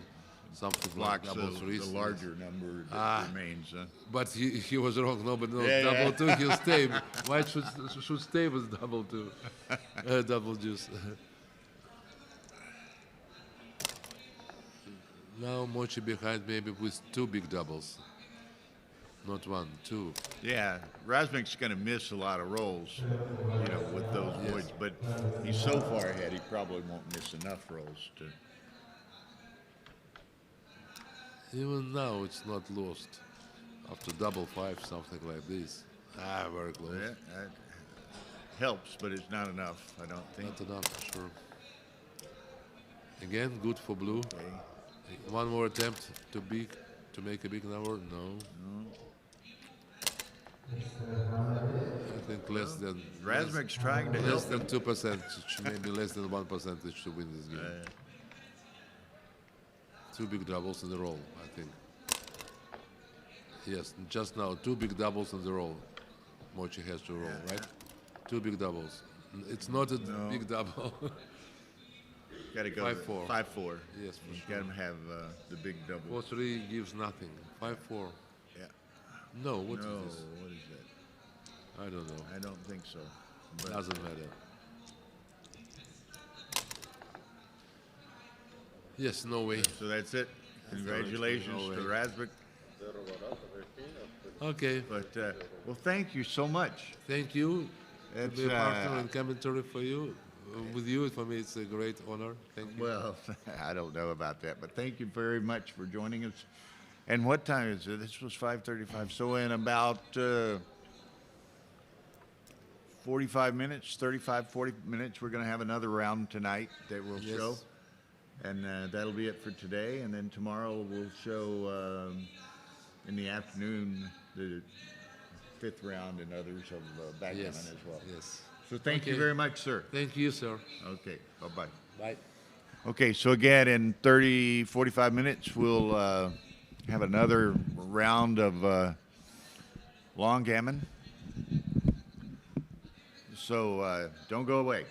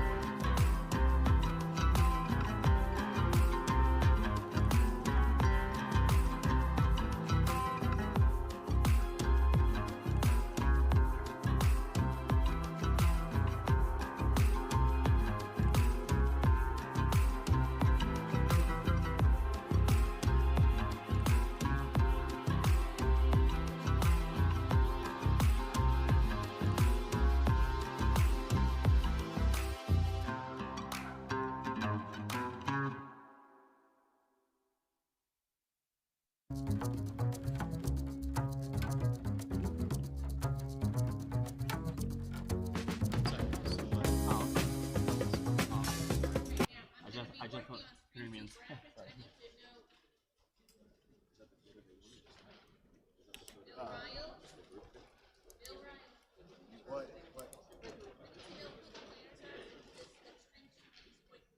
I'm trying.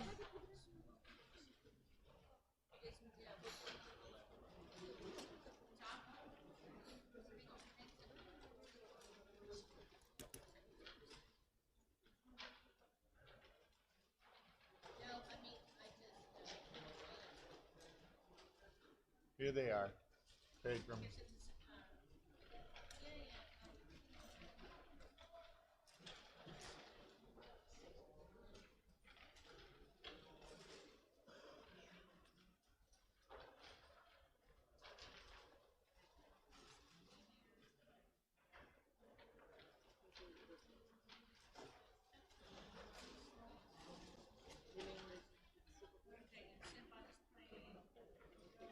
Pedram Kiasi.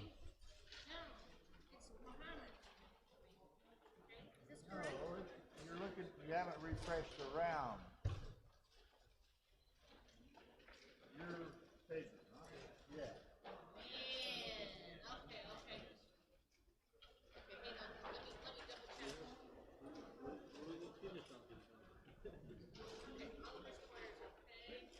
And he's playing Kesk. Played 5 mini games all the way. Mini game session. Play sure.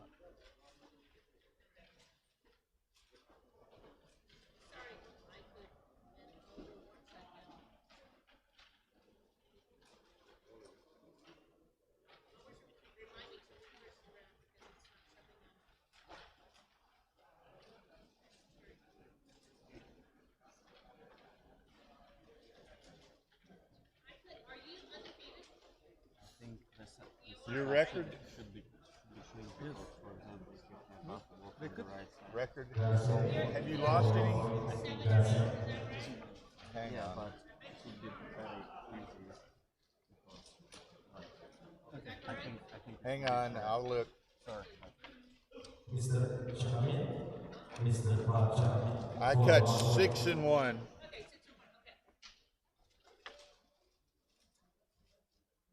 And Oliver's 6-1. Then the check is up to the side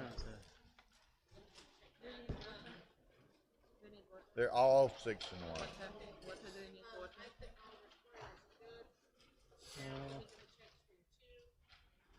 A bottle of water. I will read. No, Pedram's on this side. Top.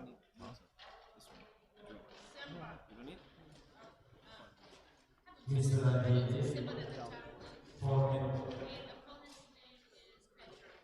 Pedram Kiasi.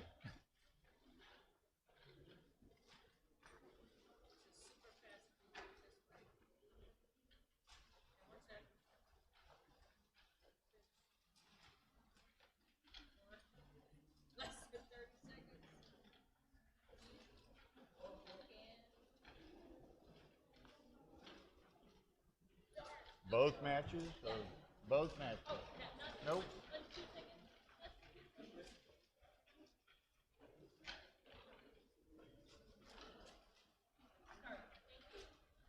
Okay.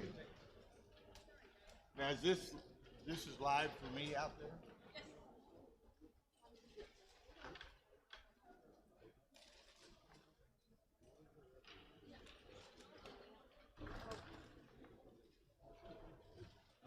Which way do you prefer? I think I prefer that you go in the other way around.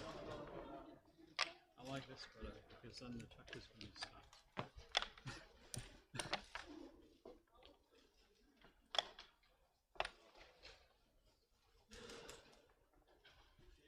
Yeah, we prefer this way.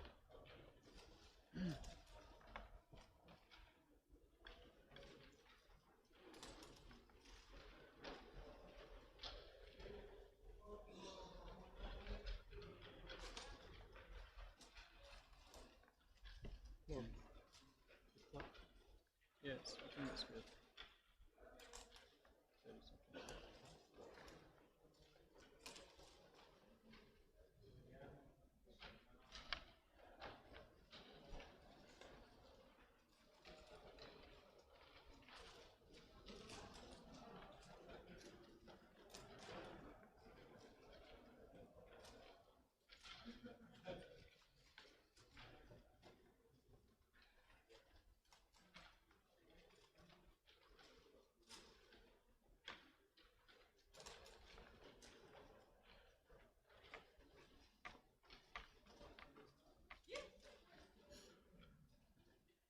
Good match.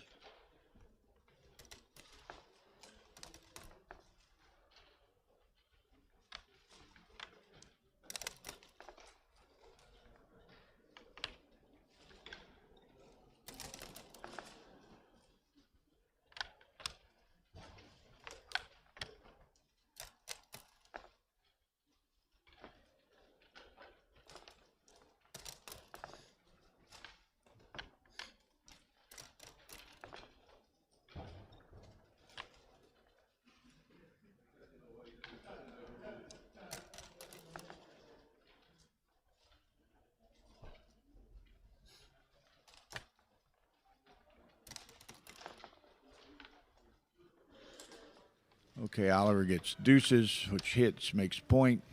Got a makes 8-6. If the trans grabber can keep up with this, I'm gonna buy him dinner. Set of fours. 4-2. Down. Nope, he's hitting. Tell me you apologize. There was a boxer just said you apologize. What? I'm sorry. Sound was not on. What? It is now. Just say you apologize. No. No. It's not. What do you mean? No, come here. The mic was always on.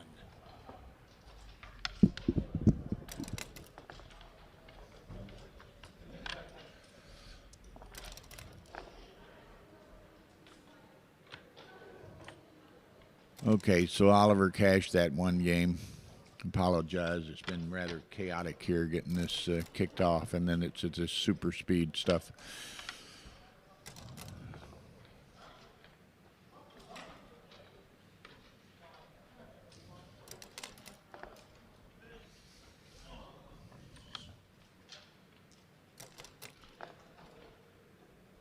Okay. This is hard to just even keep up with. They're playing so rapidly. But such as this event.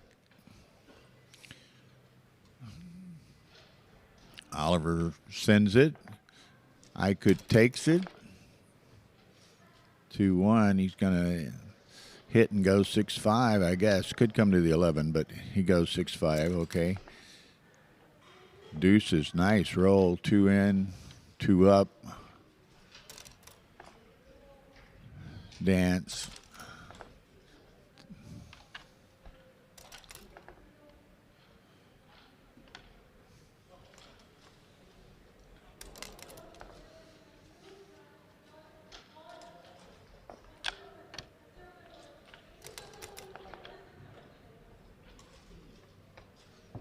There's a recube. No redouble take. Oliver takes it.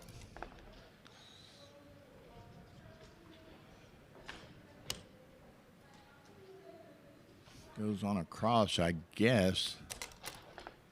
He might have thought about taking both out rather than hitting that checker, but 6-3 makes the point. Oliver's got 2 in the air. This is a 4 cube. Very possibly gets Gammon from here.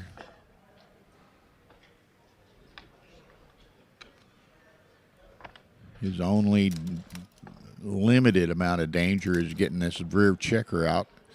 There it's out. So it's going to be hard to lose this. And it's going to be hard for Gammon or for Oliver to save it as well.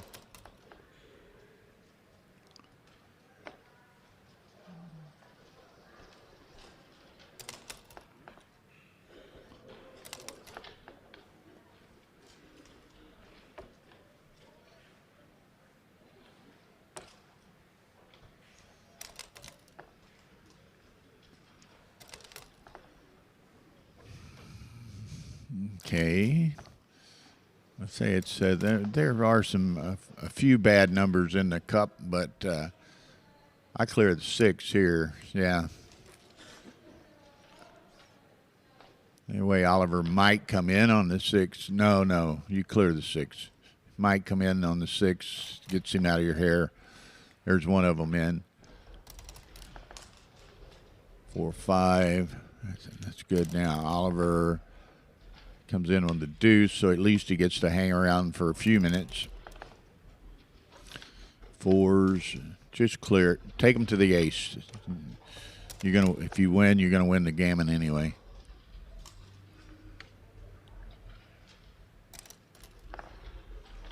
Uh-oh, there's the shot. Yep. Maybe. Might have played that the other way. Gets hit. Wow.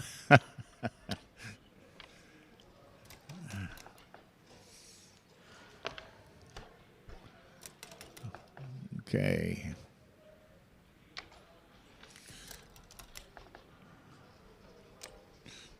Now, Ike's problem is he might end up giving him another shot over there like that.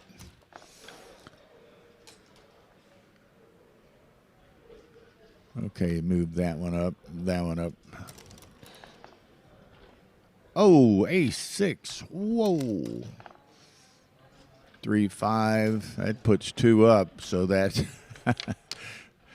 turnabout's fair play. He had the joker ace 6 from the bar, and Oliver hits a double hitting return shot. So that's going to be match.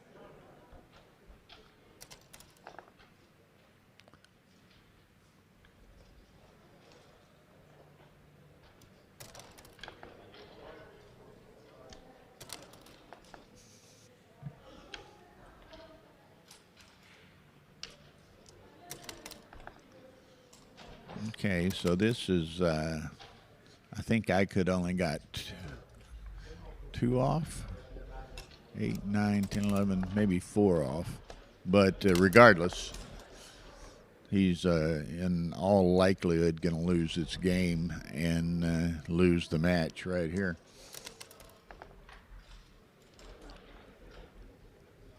Oh, pardon me.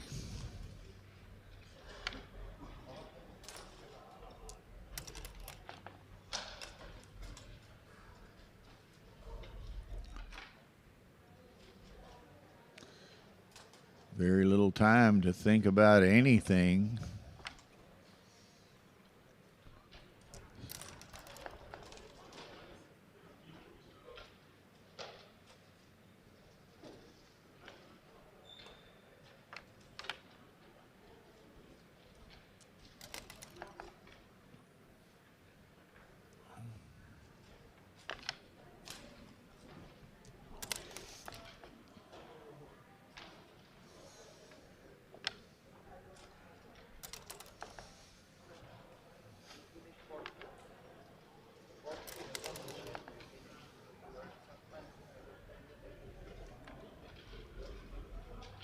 Okay, gonna give him the kind of a trap play there.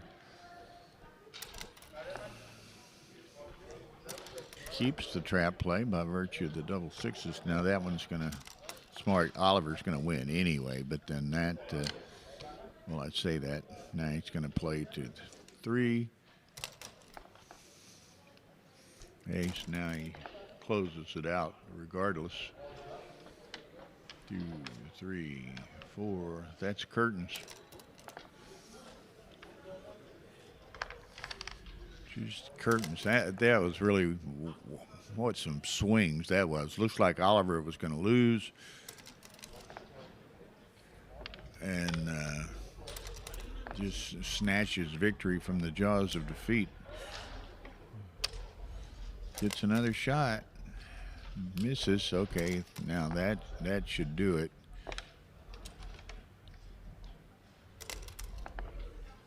Dances again. Oliver could leave a shot, but it's unlikely. No, he doesn't, but it would have been unlikely to lose from there even had he gotten hit. Okay, good match, guys. Well, that is some fast-paced action there. So, congrats to Oliver Squire. Okay. We need to rest a little bit. And glancing over, who won that? Must have been, it looks like Pedram Chiasi won the other one. So now there'll be 3 players left. So somebody will get a bye, and then, so there'll be 2 matches.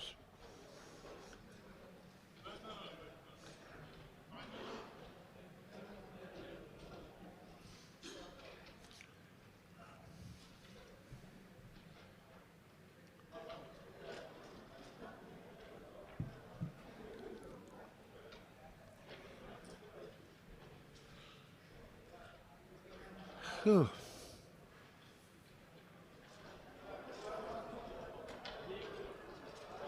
Okay, so who was the party that had, okay, Gore Galarian had a bye. So Oliver Squire, Pedram Chiasi, and Gore Galarian. Galarian just had a bye, so he'll play. I'm not sure if he'll play Oliver or Chiasi.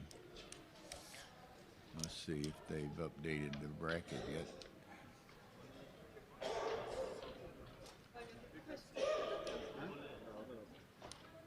Oh, Chiasi actually lost. So Simbat won. Okay, Simbat Progosian, Oliver Squire, and Gore Galari.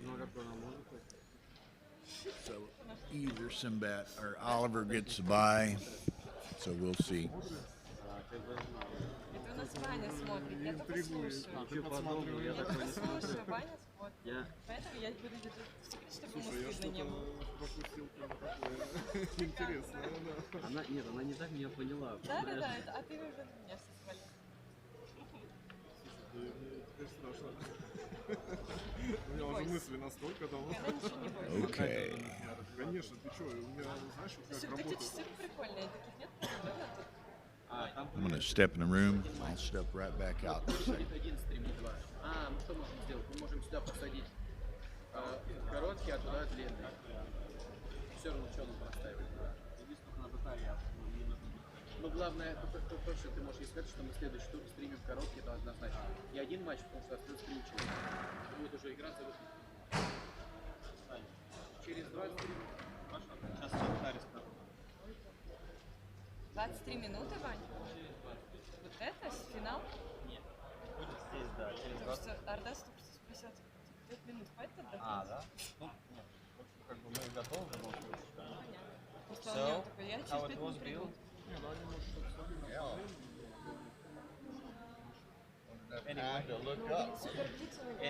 Anyway, we have one more match here. Backgammon.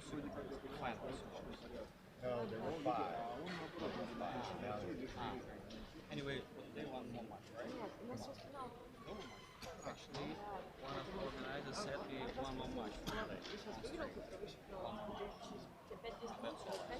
Anyway, I will double check. Yeah, I mean, there were 5 guys. Yeah, We yeah. lost 2, Yeah, yeah. so there's 3. I'm going to 2 of them will play, and the winner of that will. Okay. I'm going to double check. Okay.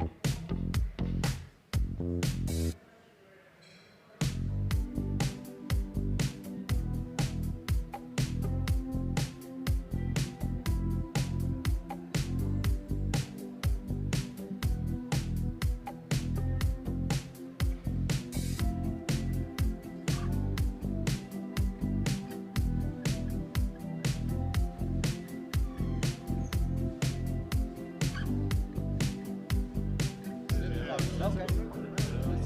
You have your phone with you? I don't have my phone. Do you have your phone? Okay. We wait.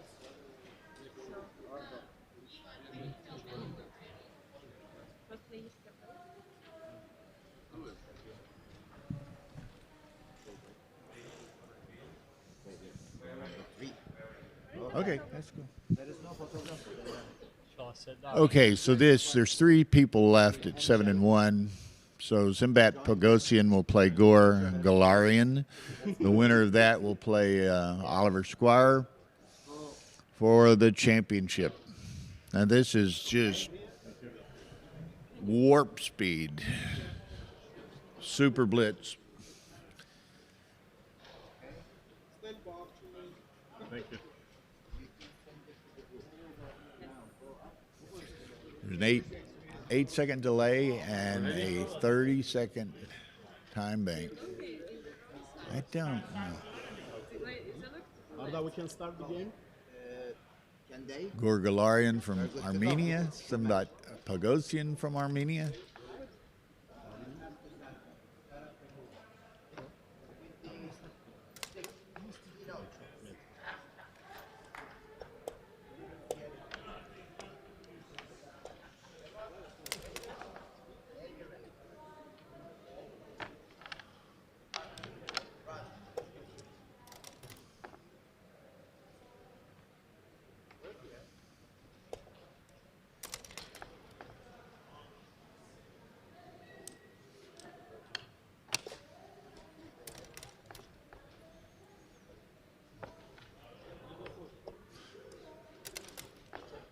Okay, fairly straightforward. There's 4-6. She did that 6 down and 4 to the deuce. 4-5. No time to think.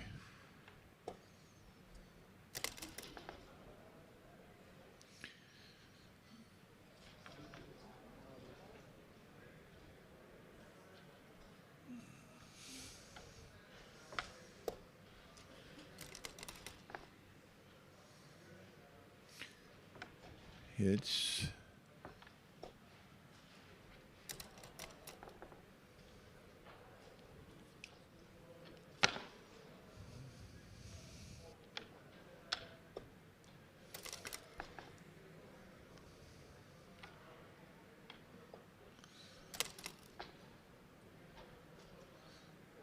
four running. Gets hit.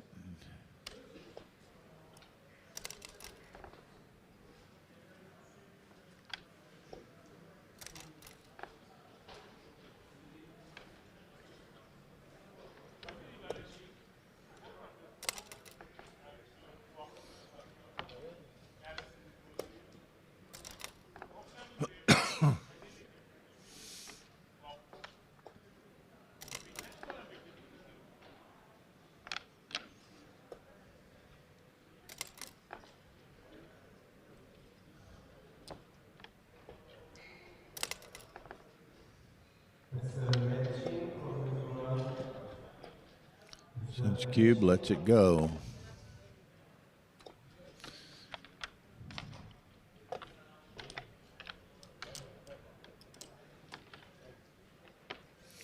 One zero Simbat.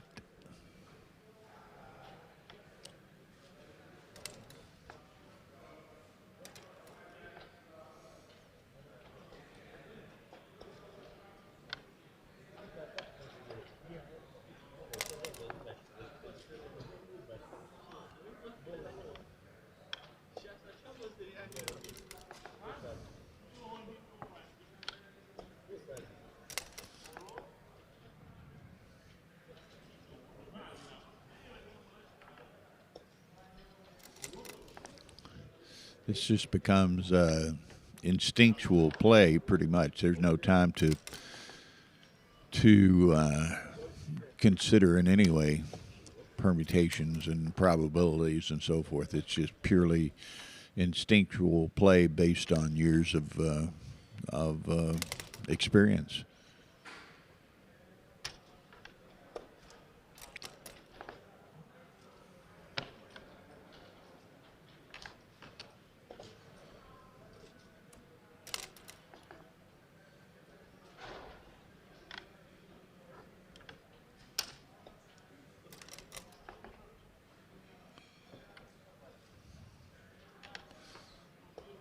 This is the kind of complicated game that could get one of these guys into, or both of these guys, into time trouble on this particular game. It's a very complicated game.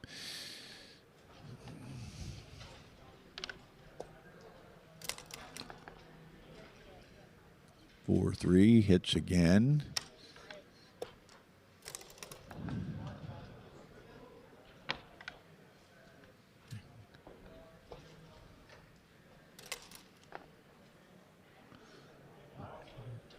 Oh, he could come out to the 18, but going to make the 4-point. Not much ammo shooting at the 18 anyway.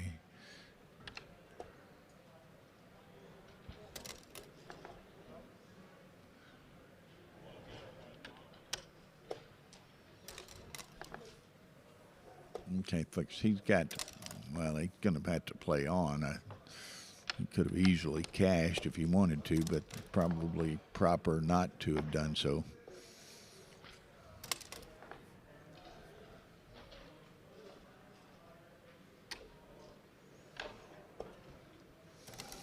Now, if Sinbad can roll an ace or a deuce, he'll have a double anchor game.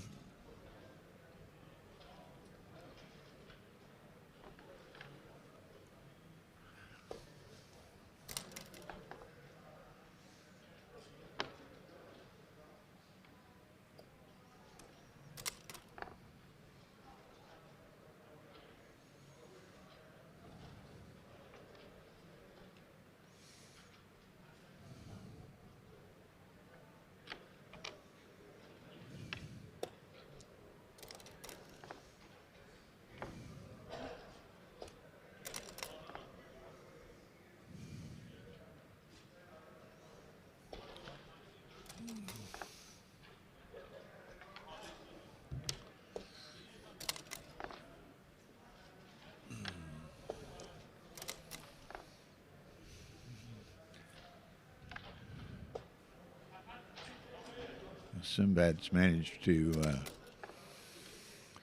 only use 4 seconds, where Galarian has used 9. He's down to only, or 19. He's only down to 11 seconds, so not much time there for him. If he gets in a he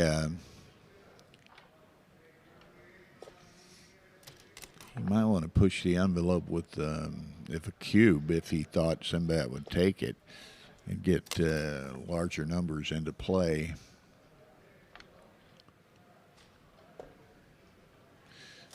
Now he'll play on.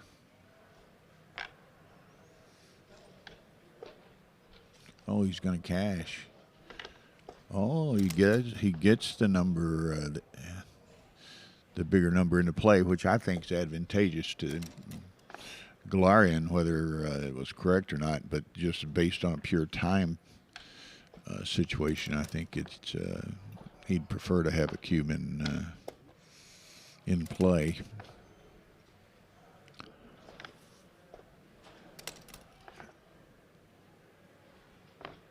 There's a shot. Yep. 6. There's a 6. 2. Perfection. Now,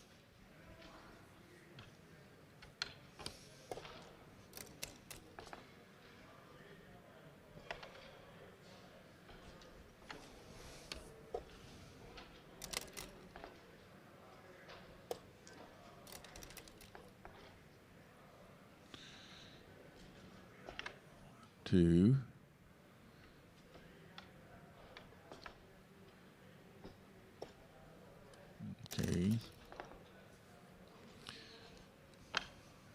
2-5 in and cover.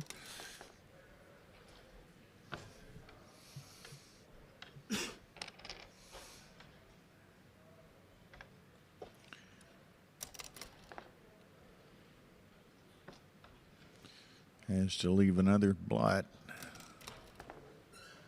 Gets hit. So now it's going to be kind of a who blinks first sort of thing.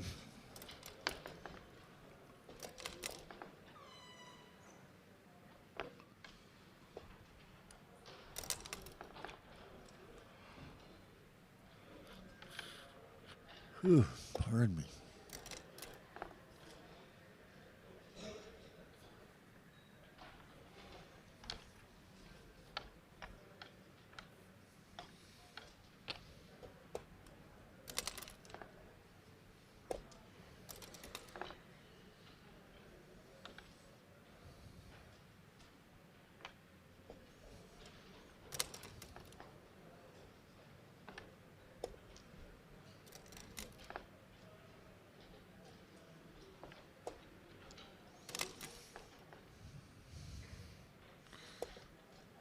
Okay, no margin for error for either of them.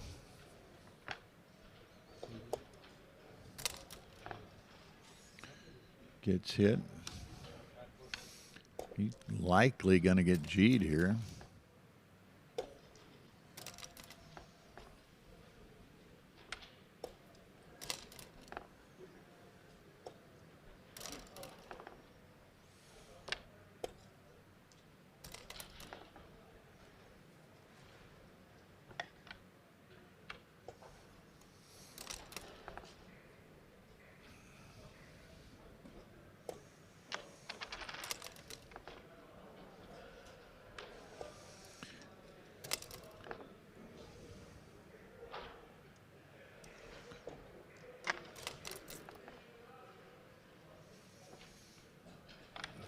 Just continuing crunch city here. If Galarian can keep from having to leave a blot.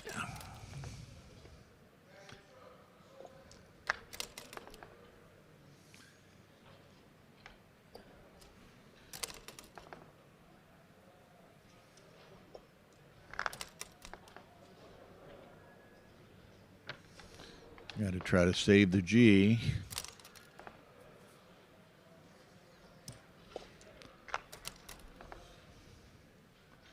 Going to be extremely difficult. That helps. Still a dog to save it, though.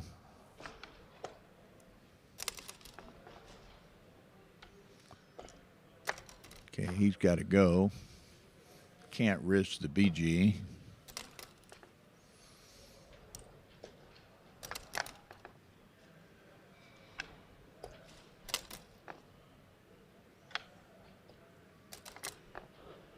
Oh, he saves it. Wow. Pretty amazing parlay there. Galarian had to roll an ace, and then Sinbad had to roll a 6. And that's what happened.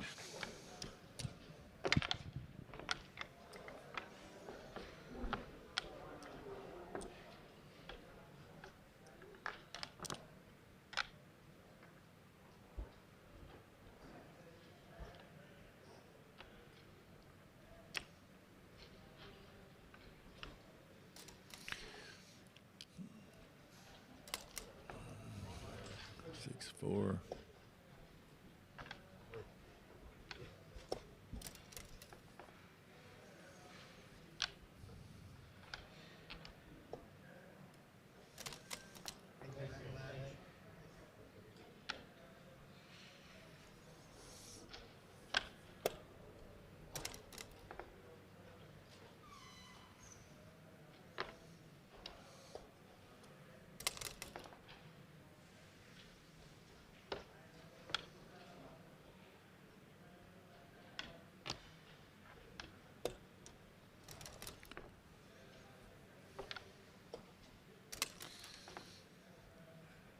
Set of 6s, gonna go a long way. 2, 3, okay, So now,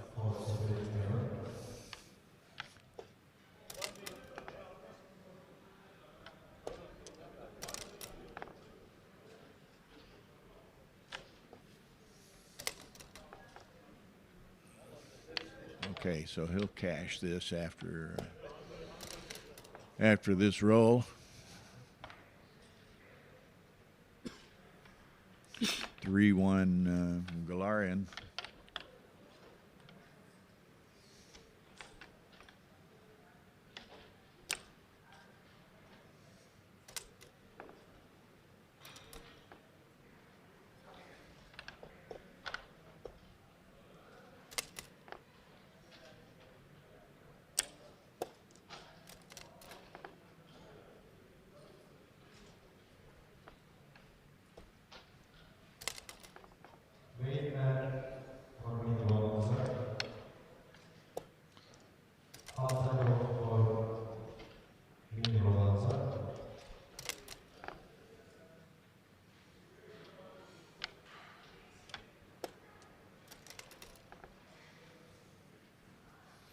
Well, 5-3, so he gets away with that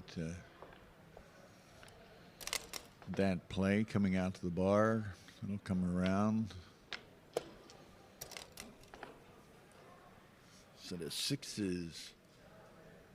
It's kind of awkward here. You don't have the chance to count, but it's pretty much a dead even race.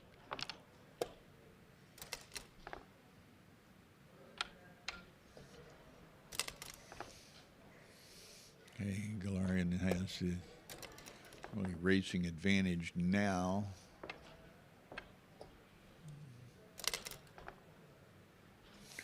Very much so now. He'll cash this.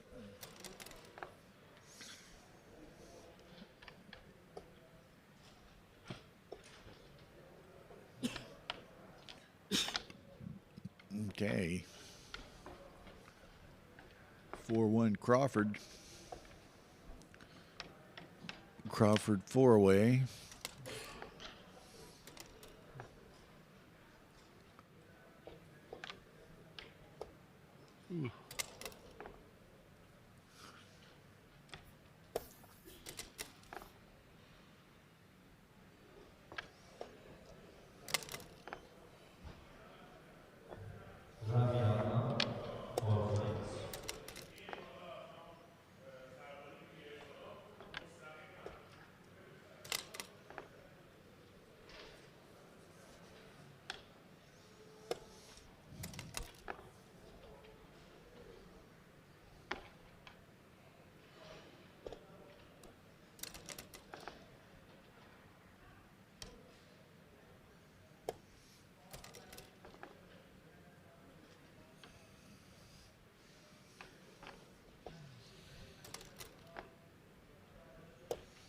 Dance. 6-3 makes the 3.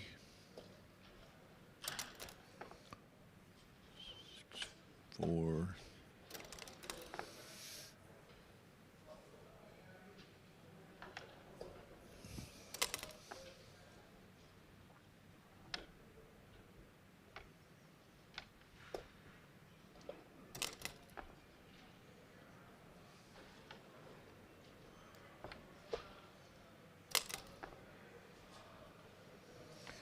Another set of sixes.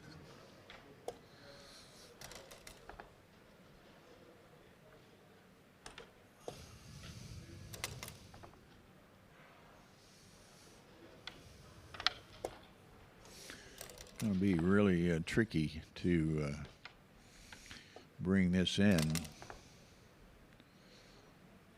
Plays off, clears off a 7, so safe enough that roll, but it just got trickier.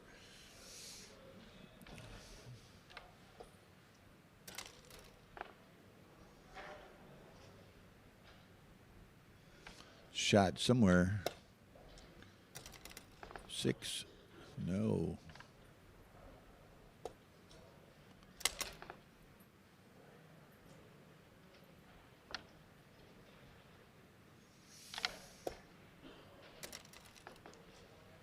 It's hit.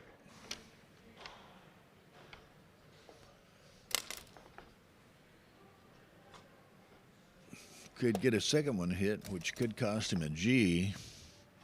Doesn't get hit.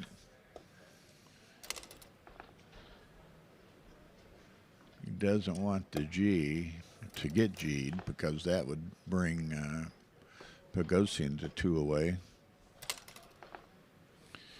There's another shot.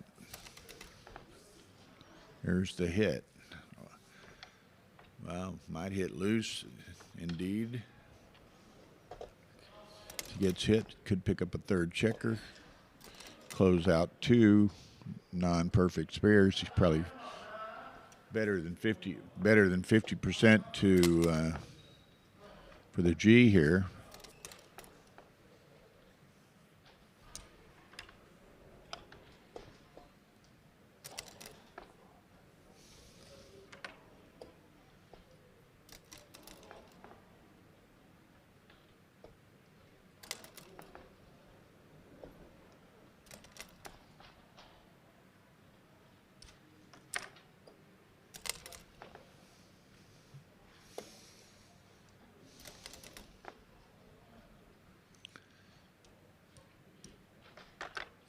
Okay. Could steal a BG here. Oh, that's not going to do it. Unless he dances. Doesn't dance, takes it out. Roll a set in a 2-1. No, so a G it is. Could save it. G it is. 2 away, 4 away. Or 1 away, 3 away, I'm sorry. 1 away, 2 away. Yeah. So has a free drop, but otherwise it's going to be DMP.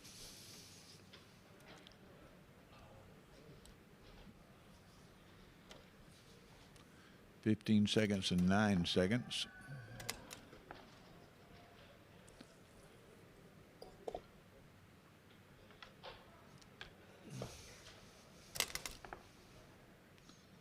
Okay, here comes the cube. See what Galarian does with it. He takes it. Here we go. This is for the match. Set of 4s. Nice shake. He was answered. Mr. Answer.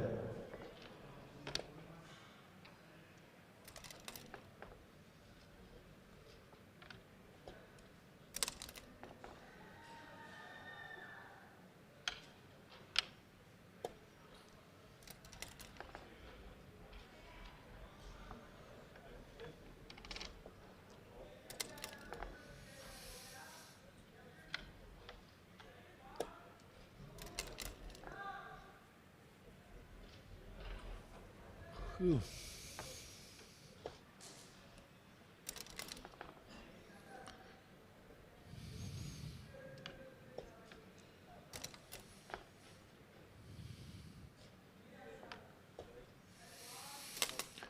Okay.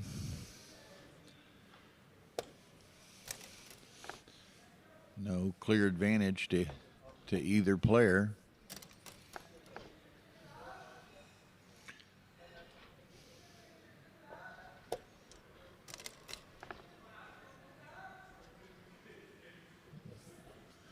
Make the bar. Make the bar.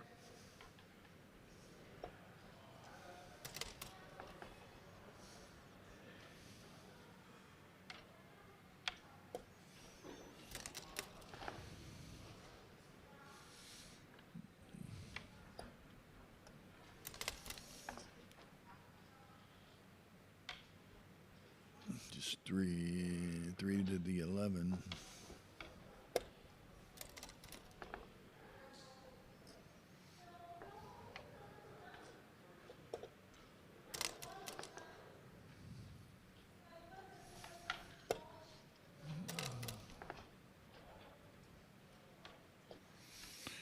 Okay, should be, not totally, should be Bogosian's game, but stranger things happen. What's he looking at?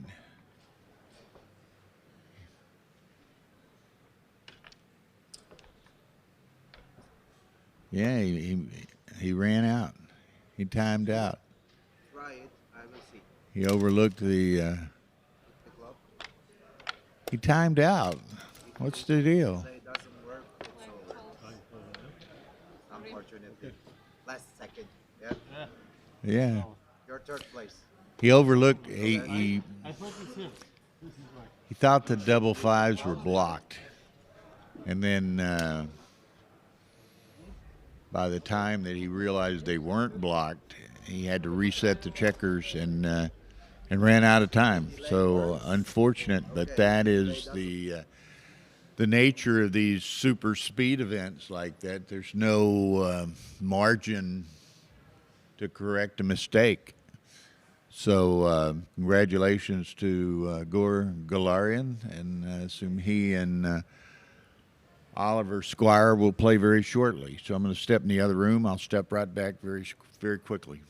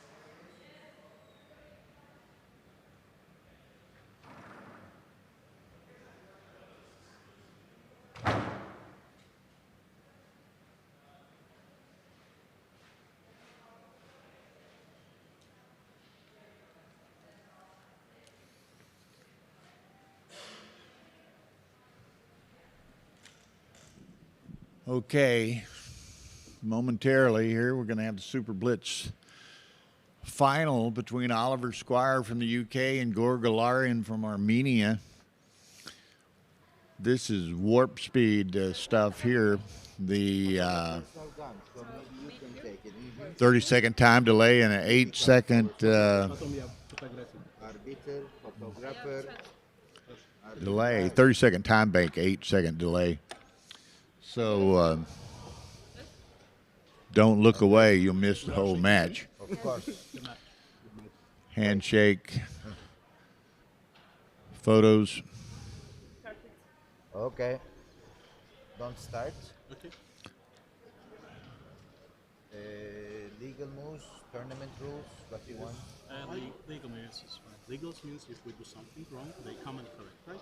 He can, if he catches. Yeah, that's fine. But if he is late and one Okay, of you roll, then that's I'm not at all familiar okay? with the Galarian. So legal moves. Oliver If Squire you is one of can the catch. bright young players in the game. All right. So, but in this format, this tournament, you know, there's no time to think about it. It's just instinctive play. Rolls dictate a lot. You know, the simpler the game, the better off for you if you get in a complicated position. 30 seconds don't last long. So you, in fact, Galarian just won that prior match and on a timeout by Simbat Pogosian. 6-2. Here we go.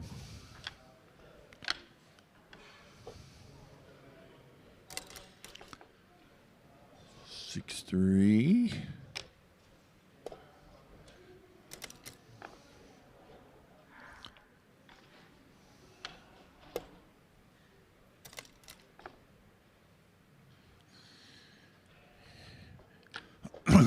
You know, and it can be something as simple as seeing something wrongly for just a second, and we all do that at occasion, but Pogosian rolled a set of 5s, and he thought those rear checkers were blocked. Well, actually, they were blocked with 6s were blocked, but not 5s, and he didn't realize that until he had made some other moves. He tried to reset the moves and he's timed out. So it'll combust at any seam with these short settings. There's a cube from Oliver. Gor lets it go. 1-0 Oliver.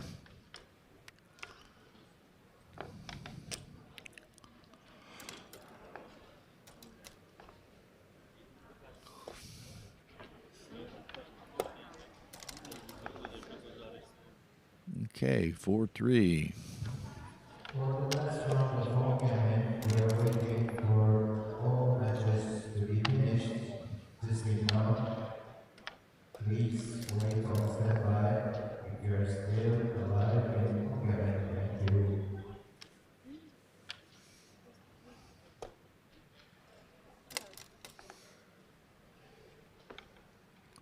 4-2.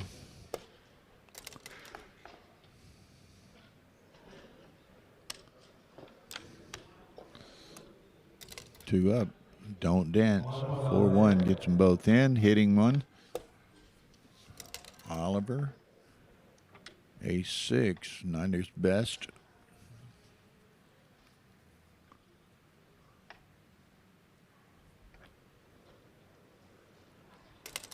Again, you just don't have time to think at all. 6 hit off the ace. 2 up. Now Oliver needs to perform. 5 want to work. Gor hits with a 5. Probably going to hit on the 4. Could make the anchor and does.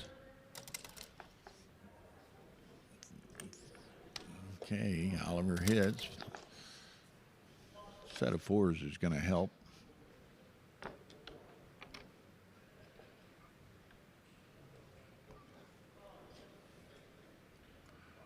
What's the problem? So would they be just here, right?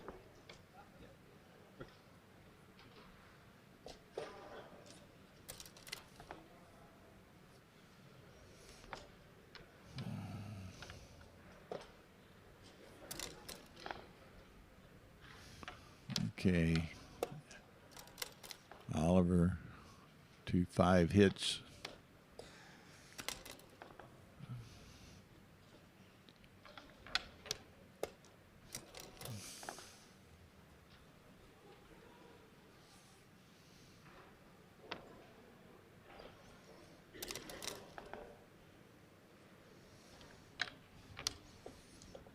Okay, Oliver's got to perform here, or he's looking at a cube coming back, but he did. In and hit. Gore has 7 checkers back. Set of 3s. 2, 3, 4.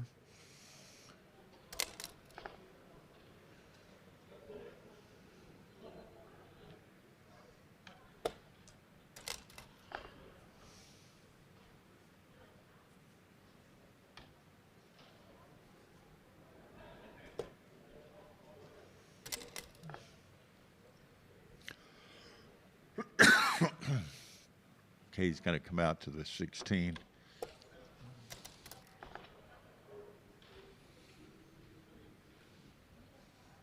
Well,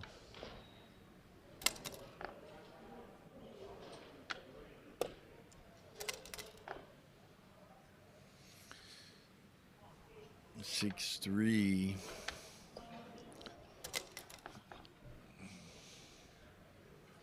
Two, 1. He just play it forward. Doesn't have anything else he can do. 4, 5. Wow, that's really ugly.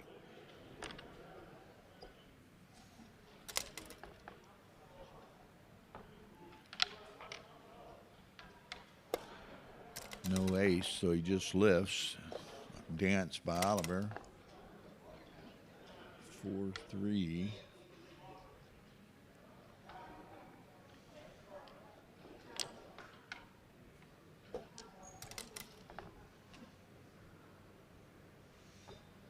Do that and lift. Okay, Gore will attack him if he can. Doesn't. That's a big miss.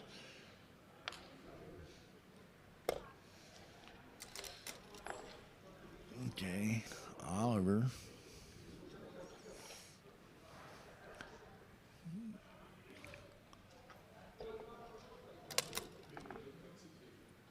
Hits him with the 3. Come on around.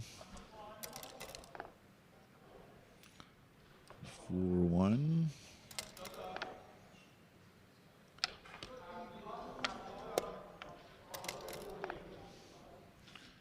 Comes out. 9 away. That's a 10.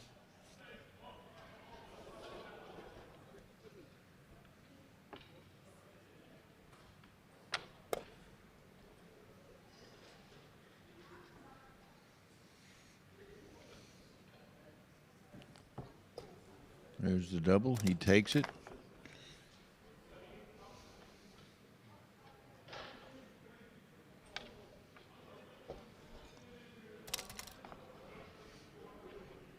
Make the 2. This set of 4s plays well. Take them both forward.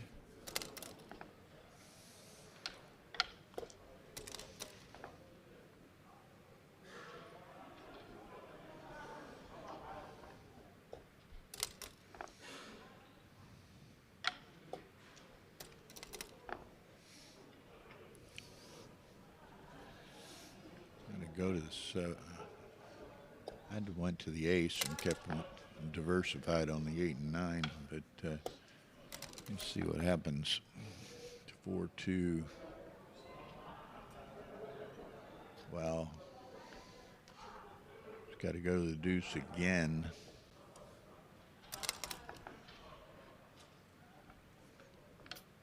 Okay, he's ready. 6, 4. stack them on the deuce, huh? Or to go to the you can do this.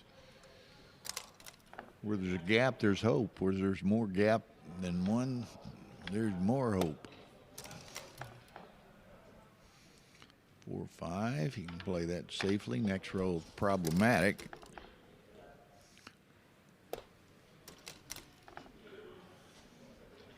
That'll clear.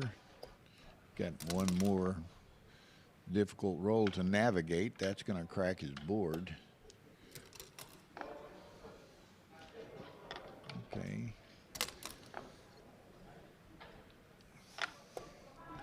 Key roll. That's not a shot, but it's getting harder and harder to constrain it. That's a shot. So deuces. Deuces are wild.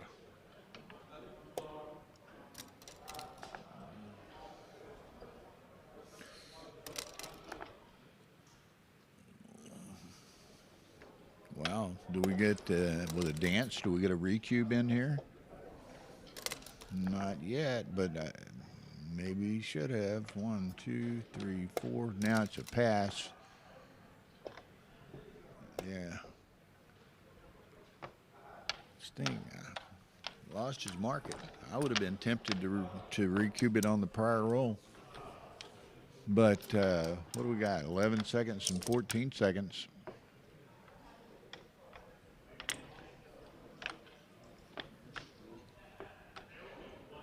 Oh, oh, oh.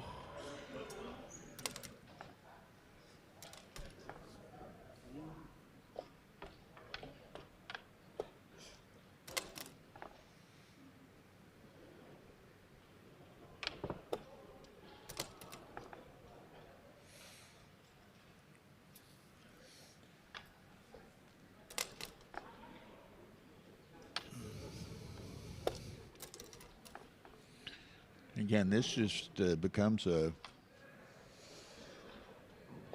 instinctual play game. You don't really have time to think about it.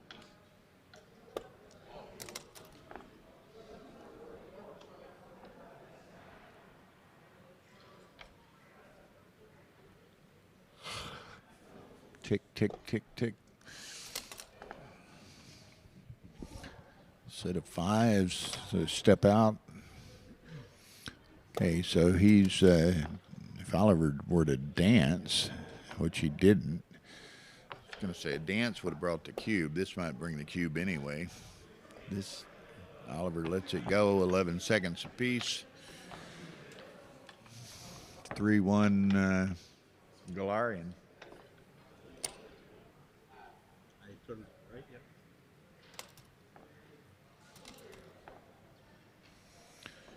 So 2-way, 4-way, we know the implications of that score.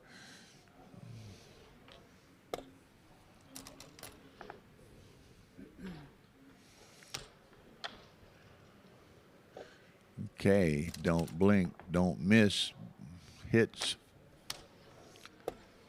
Oliver will hit him back. Oh, he sends it here. Okay, the Gammon is positioned. Doesn't get the hit on the return, so now he's kind of in a bind. 2 and 5 down, I guess. 7 seconds. 2, 3, that tidies that up.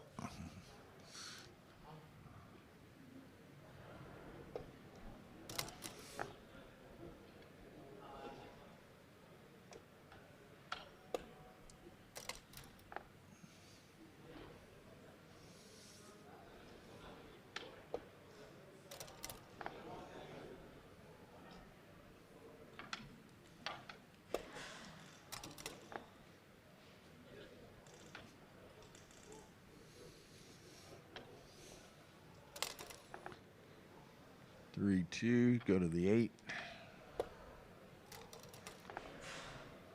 Set of 4s. Get it. And come out maybe? No, he's gonna work on the board and keep the goalkeeper back there. That was a good play. A lot of people would have instinctively made the 5 and forgot about covering the deuce, but Gore saw it.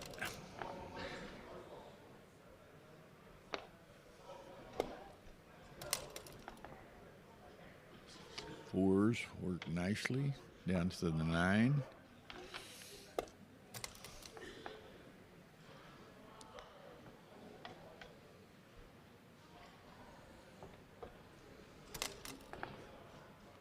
Makes the point.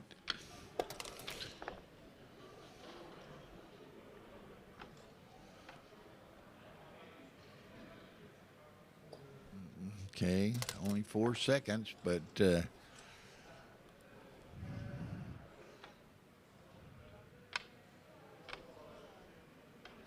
there's a shot. 8 seconds for Gore. 2-6. What a shake for Oliver.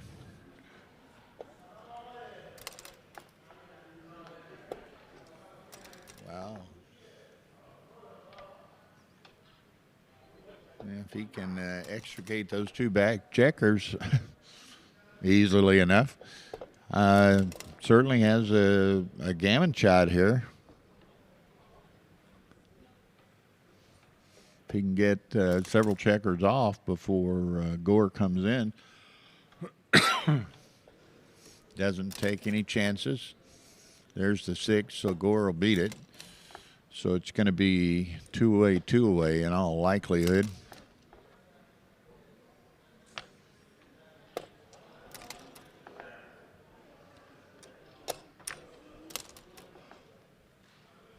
Ooh.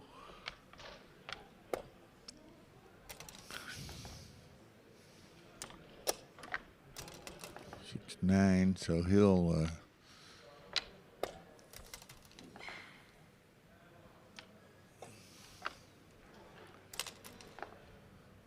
no way. So 3-3, 2-away. In all likelihood.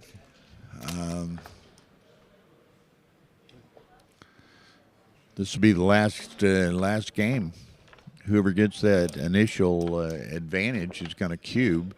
Probably won't have a significant enough advantage for the opponent to drop.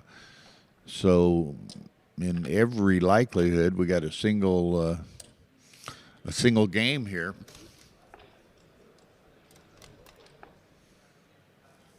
Four, 3 for Gore, 2 down. 6-2 hits.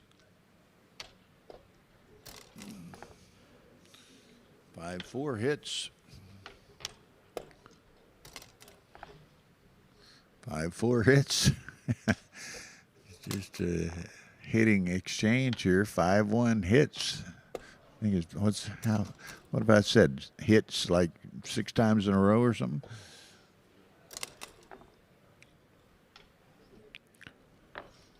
Okay, Oliver needs that a 6 to make that. He doesn't get it, so I guess he'll make that point. Set of 3s. That's kind of interesting. Okay, 4 seconds apiece. Oliver takes the anchor. That was a tough double 3. There were a number of permutations available with that. That's a kind of a great roll, but it's not exactly the kind of roll you want in that position. You can't think about it, and you know you need to.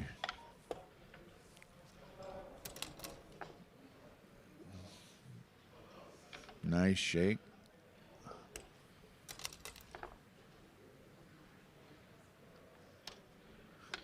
2-6.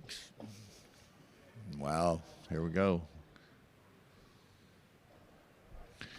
Let's it go. 4-3 Oliver Crawford. 4 seconds on each clock.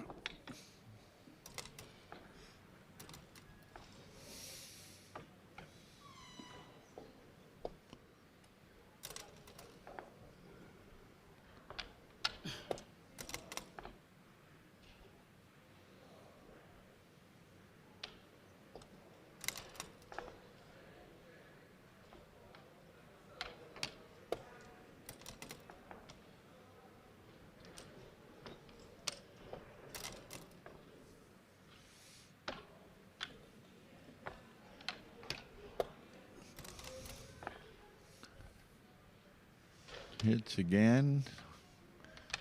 Nope, takes the 5 point. Probably preferable. 2 and the ace. Now, it's an obviously gammon goes situation for Galarian and a gammon save situation for Oliver.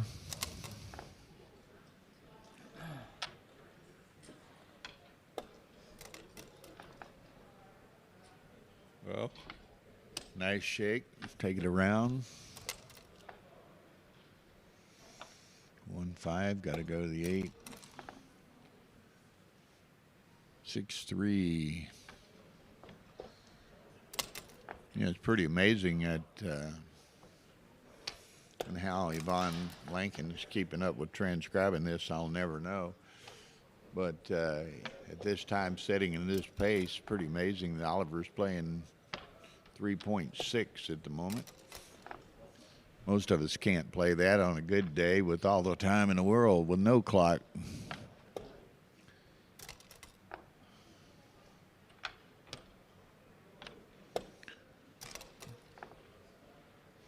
Okay, he didn't want that. Okay.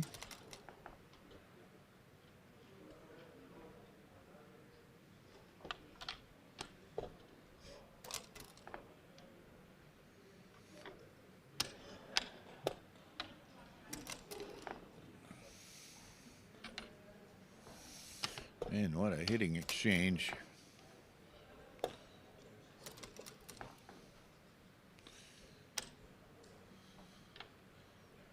Two, 3.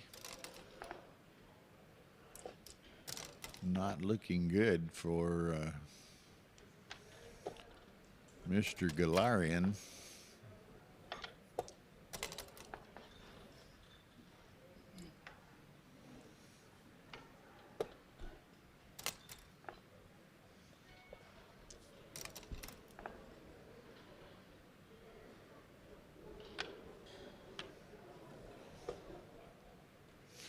One second on Oliver's clock. Can't even blink or think about thinking. You just got to play.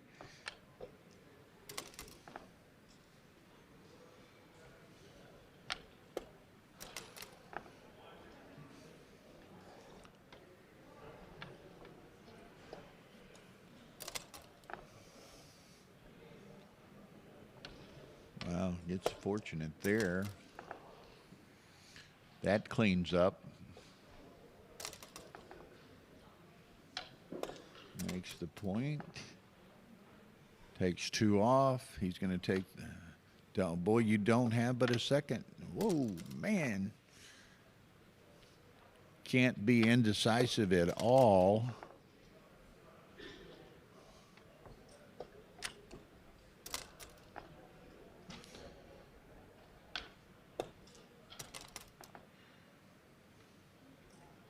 Uh-oh. Just when you thought it was safe to go outside, you roll something like that, huh? Looky here. Man, but that's a good way to get another checker sent back as well.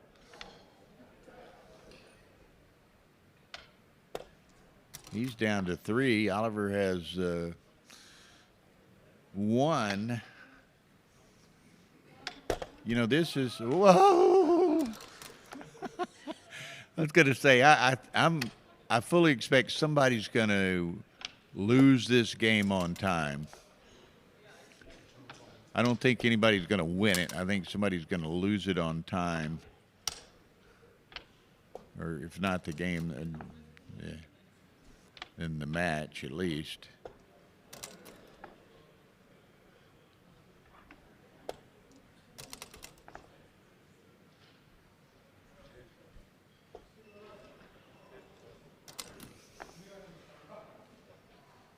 Oh, man, what do we do with this?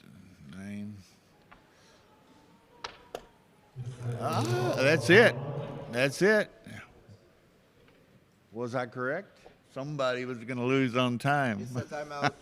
You're the winner. Congratulations.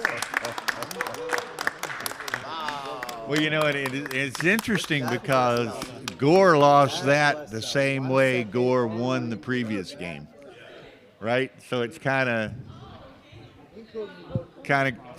well, you win some, you lose some, right? Same identical way. Okay, so Oliver Squire is the Super Blitz winner, champion, and we are done for the night. So we'll see you tomorrow. We've got some things to do in the morning, rearranging some streaming equipment and placement of streaming and so forth. But we plan to start streaming at, I think it's 3:10 tomorrow afternoon. Let me look here real quick just to give y'all the accurate data. I think it's 3:10 local tomorrow afternoon. Hang on, where's Arda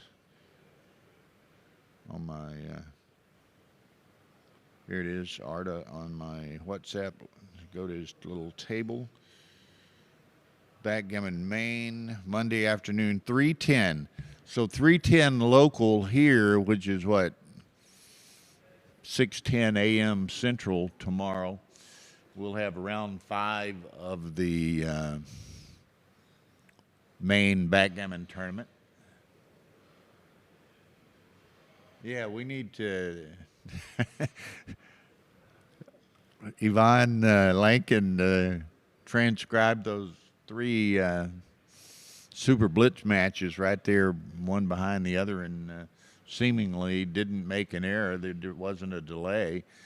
So what a performance by him as well. So we're wrapping it up for tonight. See y'all tomorrow, 3:10 p.m. local, round 5 of the Maine Backgammon Championship. Good night.